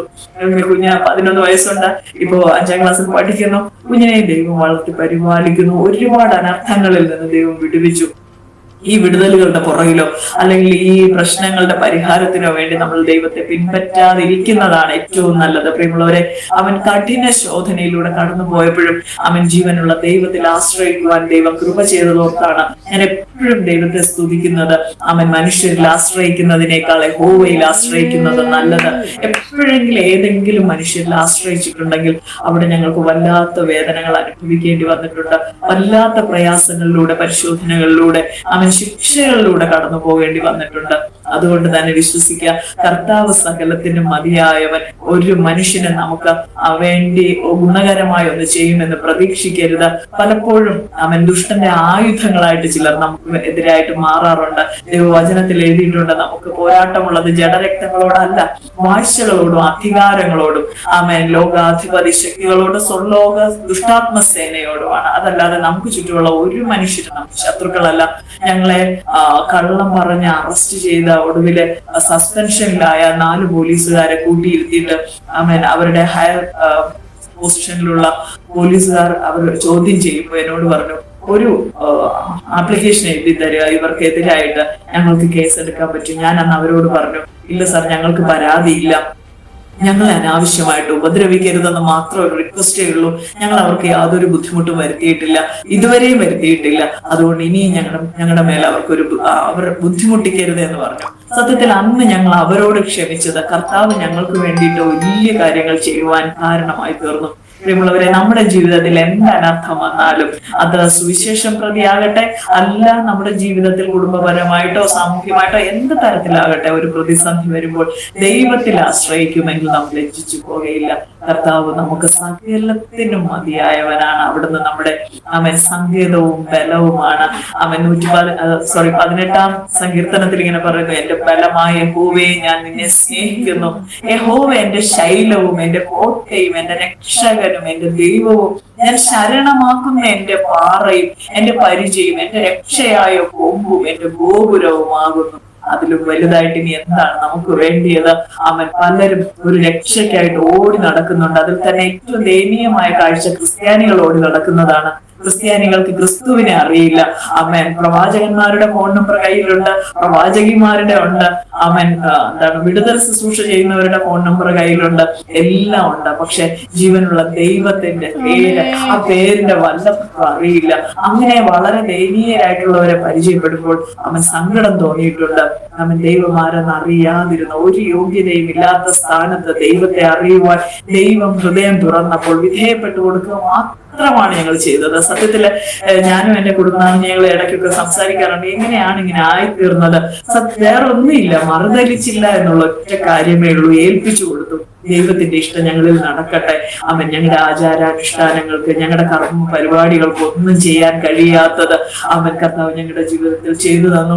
ഇന്ന് ഞങ്ങൾ കർത്താവിനെ കടക്കാരാണ്. കർത്താവിനെ കഴിയുന്നിടത്തോളം മറ്റുള്ളവരുടെ മുന്നിൽ പരിചയപ്പെടുത്തുക, അതാണ് ഞങ്ങളുടെ ലക്ഷ്യം. കാരണം ഈ സമാധാനം, ഈ സന്തോഷം കർത്താവിൽ നിന്ന് എല്ലാവരും പ്രാപിക്കണമെന്നും വാസ്തവമായി ഞങ്ങൾ ആഗ്രഹിക്കുന്നു, പ്രാർത്ഥിക്കുന്നു. അതിനായി ഞങ്ങൾ ഞങ്ങളുടെ മിനിസ്ട്രി ചെയ്യുന്നു. കർത്താവ് ഞങ്ങളെ ഇത്രത്തോളം നടത്തുന്നതോർത്ത് സ്തോത്രം. ഇനി അനവധി കാര്യങ്ങൾ പറയാനുണ്ട്, പക്ഷെ സമയം നിങ്ങളെ ഭാരപ്പെടുത്താതിരിക്കാനായിട്ട് ഞാൻ നിർത്തുന്നു. പ്രത്യേകിച്ചും ജോയ്സ് ടിവിയോടുള്ള നന്ദിയെ സ്നേഹത്തെ അറിയുന്ന പ്രിയ സഹോദരി, ഇത്തരത്തിലൊരു അവസരം ഒരുക്കി തന്ന് എന്നെ പരിഗണിച്ചതോർത്ത് തീർച്ചയായിട്ടും അതൊരു പരിഗണനയാണ്. ഒത്തിരിയും സാക്ഷ്യങ്ങൾ ജോയ്സ് ടിവിയിലൂടെ ഞാൻ കാണാറുണ്ട്, പക്ഷെ ഒത്തിരി ക്രിട്ടിക്കലായിട്ടുള്ള നല്ല സാക്ഷ്യങ്ങൾ വരുന്നത് ഞാൻ കണ്ടിട്ടുണ്ട്. ധാരാളമായിട്ട് അനുഗ്രഹിക്കട്ടെ. ഇനി അനേക കാര്യങ്ങളുടെ അനുഭവങ്ങൾ പങ്കിടുവാൻ ഈ മീഡിയ ഇത് ഉപയോഗിക്കട്ടെ എന്ന് പ്രാർത്ഥിക്കുന്നു, ആഗ്രഹിക്കുന്നു. ഇതൊന്നും എല്ലാവരെയും കരുതുമാറാണ്. ആമേൻ, ആമേൻ, ആമേൻ. താങ്ക് യു ശുഭ സിസ്റ്ററെ. കർത്താവ് സഹായിക്കട്ടെ. എനിക്ക് ഒത്തിരി അധികം സന്തോഷമുണ്ട്. കാരണം ഇന്ന് അനേകരെ ഹല്ലേലൂയ കർത്താവ് ഇതുപോലുള്ള ദൈവസന്നിധിയിലേക്ക് കടന്നു വരുമ്പോൾ മറ്റ് ലോകത്തിൻ്റെ പല കാര്യങ്ങളുമൊക്കെ ആഗ്രഹിച്ച് കർത്താവിൽ നിന്ന് വിടുതൽ ആഗ്രഹിച്ച് കടന്നു വരുന്നു. എന്നാൽ പ്രിയ സിസ്റ്ററെയും കുടുംബത്തെയും കർത്താവ് നന്നായിട്ട് പണിഞ്ഞെടുത്ത് യേശുക്രിസ്തു ആരാണെന്നും ദൈവത്തിൻ്റെ വചനം എന്താണെന്നും വളരെ നന്നായി ഗ്രഹിപ്പിച്ച് കർത്താവിൻ്റെ ഒരു മക്കളാക്കി തീർത്തതോർത്ത് ഞാൻ ദൈവത്തിന് വളരെയധികം നന്ദി കരയിട്ടുന്നു. ഈ കാലഘട്ടത്തിൽ കർത്താവിൻ്റെ ദാസിയെയും കുടുംബത്തെയും ദൈവം ഉപയോഗിക്കട്ടെ. അനേകർക്ക് ഹല്ലേലൂയ യഥാർത്ഥ വെളിച്ചം, ഹല്ലേലൂയ യഥാർത്ഥമായിട്ട് നമുക്ക് പുതിയ നിയമത്തിൽ നമുക്കിങ്ങനെ ഒരു ഭാഗം കാണുവാൻ കഴിയുന്നുണ്ട്. യേശു കർത്താവ് ഒരു ഹല്ലേലൂയ കുരുടനെ സൗഖ്യമാക്കിയപ്പോൾ നീ എന്ത് കാണുന്നു, എങ്ങനെ കാണുന്നു എന്ന് ചോദിച്ചപ്പം പറഞ്ഞു, ഞാൻ മരങ്ങൾ നടക്കുന്നത് പോലെ കാണുന്നു. ആക്ച്വലി മരം നടക്കുന്ന ഒരു അനുഭവം ഉണ്ടായിട്ടില്ല. പിന്നെയും കർത്താവ് എന്തോ ചെയ്തു, ആ കുരുടനെ സൗഖ്യമാക്കി. പലപ്പോഴും ഇന്ന് അനേകർ കർത്താവിനെ കണ്ടുമുട്ടുന്നത് അങ്ങനെ വ്യക്തമായ ഒരു കാഴ്ചപ്പാടില്ലാതാണ്. എന്നാൽ പ്രിയ കർത്താവിൻ്റെ ദാസിയെ കുടുംബമായി വളരെ വ്യക്തമായി കാഴ്ചപ്പാടോട് ദൈവത്തിൻ്റെ വചനത്തെ കർത്താവ് ഹല്ലേലൂയ അതിൻ്റെ കറ തീർത്ത് ഹല്ലേലൂയ ദൈവം പഠിപ്പിച്ചെടുത്തു കൊണ്ടിരിക്കുന്നു. ഇനിയും കർത്താവ് അങ്ങനെ പഠിപ്പിച്ച് കുടുംബമായി എടുത്ത് അനേകർക്ക് ഉപയോഗപ്രദമാക്കി തീർക്കട്ടെ എന്ന് കർത്താവിൽ ആശംസിക്കുന്നു. God bless you sister. കർത്താവ് നിലനിർത്തട്ടെ. മരണപര്യന്തം വിശ്വസ്തയോടുകൂടെ ദൈവസന്നിധിയിലായിരിക്കാൻ കർത്താവ് സഹായിക്കട്ടെ. ഓ ഹല്ലേലൂയ. ദൈവദാസി ഒന്ന് പ്രാർത്ഥിച്ചാട്ടെ. സ്തോത്രം, സ്തോത്രം, സ്തോത്രം. നമുക്ക് പ്രാർത്ഥിക്കാം. ഹല്ലേലൂയ. സ്തോത്രം, സ്തോത്രം, സ്തോത്രം, സ്തോത്രം, സ്തോത്രം. സർവശക്തനായ ദൈവമേ, ഞങ്ങളുടെ വാത്സല്യ സ്വർഗീയ പിതാവേ, അനുഗ്രഹിക്കപ്പെട്ട സമയത്തിൽ ജോയ്സ് ടിവിയിലൂടെ കർത്താവെ അടിയങ്ങൾക്ക് നൽകി തന്ന അനുഭവങ്ങളിൽ അല്പമായി പറയുവാൻ, അവൻ ജീവനുള്ള ദൈവത്തിൽ ആശ്രയിക്കുവാൻ, കർത്താവെ പ്രിയപ്പെട്ടവരോട് പ്രബോധിപ്പിക്കുവാൻ അടിയങ്ങൾക്ക് നൽകി തന്ന വിലപ്പെട്ട അവസരത്തെ ഓർത്ത് സ്തോത്രം ചെയ്യുന്നു. ഞങ്ങളെ കേൾക്കുന്ന ഓരോ വ്യക്തി ജീവിതങ്ങളും യഥാർത്ഥമായും അവൻ യഹോവ നല്ലവനെന്ന് രുചിച്ചറിയട്ടെ. കർത്താവെ, എന്റെ ദൈവത്തെ ശരണം പ്രാപിക്കുന്ന മനുഷ്യൻ ഭാഗ്യവാൻ എന്ന ആ ഭാഗ്യ പദവിയിലേക്ക് അവൻ മാറ്റപ്പെടട്ടെ. ആശ്രയമില്ലാതെ അവൻ തളർന്ന ഹൃദയത്തോടെ, അവൻ നുറുങ്ങിയ മനസ്സോടെ ആരെന്നെ സഹായിക്കും, ആരെനിക്ക് വേണ്ടി ഒരു അത്ഭുതം ചെയ്യും എന്ന് ചിന്തിക്കുന്ന അനുഭവങ്ങളിൽ നിന്നും മാറി ആമേൻ ഹല്ലേലൂയ അവൻ എനിക്ക് സഹായം ആകാശത്തെയും ഭൂമിയെ ഉണ്ടാക്കിയ യഹോവയിൽ നിന്നും വരുന്നു എന്ന ഉറപ്പോടെ നിൽക്കുവാൻ, അവൻ കാൽവരി ക്രൂശിൽ ഞങ്ങൾക്ക് വേണ്ടി തകർക്കപ്പെട്ട യേശു കർത്താവിലൂടെ ഞങ്ങളെ സ്നേഹിക്കുന്ന ഒരു ദൈവം ഉയരത്തിലുണ്ടെന്ന് മനസ്സിലാക്കുവാൻ, ആ ദൈവത്തിന്റെ പരിശുദ്ധാത്മാവ് സകല സത്യത്തിലും വഴി നടത്തി അവൻ ഒരു ജയകരമായ ജീവിതം നൽകുവാൻ മതിയായവനാണെന്ന് രുചിച്ചറിയുവാൻ എല്ലാ പ്രിയപ്പെട്ടവരെ ദൈവം സഹായിക്കണമേ. ബദ്ധന്മാർ വിടുവിക്കപ്പെടട്ടെ. കർത്താവേ, ദൈവവചനത്തിലൂടെ ബദ്ധന്മാർ വിടുവിക്കപ്പെടട്ടെ. മാറ്റമില്ലാത്ത ഏതൊരു വാളിനേക്കാൾ, ഏതൊരു ഇരുവായ്ത്തലയുള്ള വാളിനേക്കാളും മൂർച്ചയേറിയ ദൈവവചനം കൊണ്ട് ആമേൻ കർത്താവെ ബന്ധിതരായിരിക്കുന്നവർ വിടുവിക്കപ്പെടട്ടെ കർത്താവെ, പീഡിതർ ആശ്വസിക്കപ്പെടട്ടെ, ദരിദ്രന് സുവിശേഷം ലഭിക്കട്ടെ കർത്താവെ, അവൻ അന്ധൻ കാഴ്ച പ്രാപിക്കട്ടെ നാഥനെ. എന്റെ ദൈവത്തിന്റെ പദ്ധതി ഈ അന്ത്യകാലത്തിൽ അവൻ ഇനി അധിക നാളില്ലല്ലോ കർത്താവെ, അവിടുത്തെ വരവ് വാതിൽക്കലായിരിക്കുന്നുവല്ലോ. അവൻ ഞങ്ങളുടെ തലകളെ ഉയർത്തി നോക്കുവാൻ കർത്താവ് ഞങ്ങളോട് കൽപ്പിക്കുന്നു. ആമേൻ, അവിടുത്തെ വരവ് ഏറ്റവും അടുത്തിരിക്കുന്നു പ്രിയനെ. പ്രവചനങ്ങൾ ദൈവവചനത്തിലൂടെ അവിടെ അറിയിച്ചത് സകലത് നിവർത്തിയായിരിക്കുമ്പോൾ, കാലം അതിന്റെ അന്ത്യത്തിൽ എത്തി നിൽക്കുമ്പോൾ കർത്താവെ, ആമൻ ദുർഘട സമയങ്ങളിൽ ഞങ്ങൾ ആയിരിക്കുന്നു കർത്താവ്. ഞങ്ങളുടെ ചുറ്റും നടക്കുന്ന അനിഷ്ട സംഭവങ്ങൾ ഞങ്ങൾക്ക് താങ്ങുവാൻ കഴിയാത്ത വിധം ഭാരപ്പെടുത്തുന്നത് കർത്താവെ. Amen hallelujah. മനുഷ്യൻ സ്വസ്നേഹികളായി മാറിക്കൊണ്ടിരിക്കുന്നു, അവർ ദ്രവ്യാഗ്രഹികളാകുന്നു കർത്താവെ. മാതാപിതാക്കളെ അറിയാത്ത മക്കൾ, ആമേൻ മക്കളെ മനസ്സിലാക്കാൻ കഴിയാത്ത വാത്സല്യമില്ലാത്തവരായ മാതാപിതാക്കൾ കർത്താവെ. സമൂഹം കുത്തഴിഞ്ഞിരിക്കുന്നു, പാപത്തിന്റെ മ്ലേച്ഛത വർദ്ധിച്ചുകൊണ്ടിരിക്കുന്നു, അധർമ്മമൂർത്തിയുടെ പ്രവർത്തനങ്ങൾ വർദ്ധിച്ചിരിക്കുന്നു. ആമേൻ, ഇനി അവിടുത്തെ വരവ് വൈകുകയില്ല. വൃതന്മാർ നിമിത്തം ആ നാളുകൾ ചുരുങ്ങുമെന്ന ദൈവവചനത്താൽ ഈ പീഡന കാലഘട്ടത്തിൽ കർത്താവെ അവിടുത്തെ മഹത്വം വെളിപ്പെടട്ടെ. എന്നാൽ നാഥ, തലമുറകളെ തൃക്കരങ്ങളിൽ തരുന്ന ലഹരി വസ്തുക്കൾക്ക് അടിമപ്പെട്ട് നഷ്ടപ്പെട്ടു പോകുവാൻ അനുവദിക്കാതെ ഞങ്ങളുടെ ദേശങ്ങളിൽ അവിടുന്ന് കർത്താവ് തലമുറകളോട് മനസ്സലിവ് തോന്നണമേ എന്ന് പ്രാർത്ഥിക്കുന്നു. പാപത്തിന്റെ വ്യാപാര ശക്തിയിൽ നിന്നും ഒരു രക്ഷിത ഗണത്തെ അവിടുന്ന് വേർതിരിക്കണമേ എന്ന് ഞങ്ങൾ പ്രാർത്ഥിക്കുന്നു കർത്താവ്. സത്യസുവിശേഷം അവൻ കരങ്ങൾ നീട്ടി സ്വീകരിക്കുവാൻ ചില ഹൃദയങ്ങളെ കൂടി ദൈവം ഒരുക്കണമേ എന്ന് ഞങ്ങൾ പ്രാർത്ഥിക്കുന്നു. രക്ഷ അവകാശമാക്കി ദൈവം ഒരുക്കിയിരിക്കുന്ന ശാശ്വത അനുഗ്രഹത്തെ, അവൻ സമാധാനത്തെ അവകാശമാക്കുവാൻ, ദൈവ പൈതലായി മാറുവാൻ ഞങ്ങളെ കേൾക്കുന്ന ഓരോരുത്തരെയും ദൈവം സഹായിക്കണമേ കർത്താവെ. ആരും തങ്ങളെ തന്നെ ചതിക്കുവാൻ അനുവദിക്കല്ലേ. സാമുദായിക ബന്ധനങ്ങളിൽ നിന്ന്, അവൻ പാരമ്പര്യ ബന്ധനങ്ങളിൽ നിന്ന്, ആധിപത്യങ്ങളിൽ നിന്ന് അവൻ ഹല്ലേലൂയ സ്വതന്ത്രരാണ് കർത്താവെ. ജനം അവിടുത്തെ സന്നിധിയിലേക്ക് അടുത്തു വരട്ടെ. കഠിനപ്പെട്ടിരിക്കുന്ന എല്ലാ മേഖലകളിലും ഒരു സ്വാതന്ത്ര്യം വെളിപ്പെടട്ടെ നാഥനെ. ഹല്ലേലൂയ. മനുഷ്യൻ ഉറച്ചു നിന്നാൽ ഒരു നിഴൽ പോലെ എന്ന്, അവൻ ഒരു ശ്വാസം അത്രേ എന്ന് അവിടുന്ന് പറയുമ്പോൾ, അവിടുത്തെ തിരുവെഴുത്തിൻ പ്രകാരം അവൻ മനുഷ്യൻ പൊടി എന്ന് അവിടുന്ന് ഓർക്കുന്നു. അവിടുന്ന് ആകർഷിക്കണമേ. അവിടുന്ന് ആഗ്രഹിക്കുന്ന ഓരോ വ്യക്തി ജീവിതങ്ങളെയും ആകർഷിച്ച് അടുപ്പിക്കണമേ. ഒരു യോഗ്യതയും ഇല്ലാത്ത സ്ഥാനത്ത് അടിയങ്ങളുടെ കുടുംബത്തെ, അടിയങ്ങളുടെ തലമുറകളെ രക്ഷയുടെ മഹാസന്തോഷത്തിൽ ആക്കി വെച്ച് ദൈവമേ, അവിടുത്തെ വാക്കുകൾ, അവിടുത്തെ പ്രവചനങ്ങൾ ഒന്നും വ്യർത്ഥമല്ല. തിരുവെഴുത്തുകൾ ഞങ്ങളുടെ ജീവിതത്തിൽ ഓരോന്നും നിവർത്തിയായി കാണുമ്പോൾ ഹൃദയത്തോടെ സ്തോത്രം ചെയ്യുന്നു. ഞങ്ങൾക്ക് സഹായകനായി നല്ല കൊണ്ടിരിക്കുന്ന പരിശുദ്ധാത്മാവിനാൽ ദൈവത്തെ സ്തുതിക്കുന്നു കർത്താവേ. ഹല്ലേലൂയ. അവൻ രക്ഷകനായ യേശുക്രിസ്തുവിൻ നാമത്തിൽ സകല പുകഴ്ചയും മഹത്വവും സ്തുതി സ്തോത്രങ്ങൾ അവിടത്തേക്ക് അർപ്പിക്കുന്നു. ജീവിക്കായി പ്രത്യേകം സ്തോത്രം ചെയ്യുന്നു. എല്ലാ നല്ല ദാനങ്ങൾക്കായി സ്തോത്രം. മുഴുവൻ മഹത്വം യേശുക്രിസ്തുവിന്റെ സ്തുതിയ നാമത്തിൽ. ആമേൻ. ആമേൻ ആമേൻ ആമേൻ. ഓക്കെ താങ്ക് യു സിസ്റ്ററെ. കർത്താവ് സഹായിക്കട്ടെ.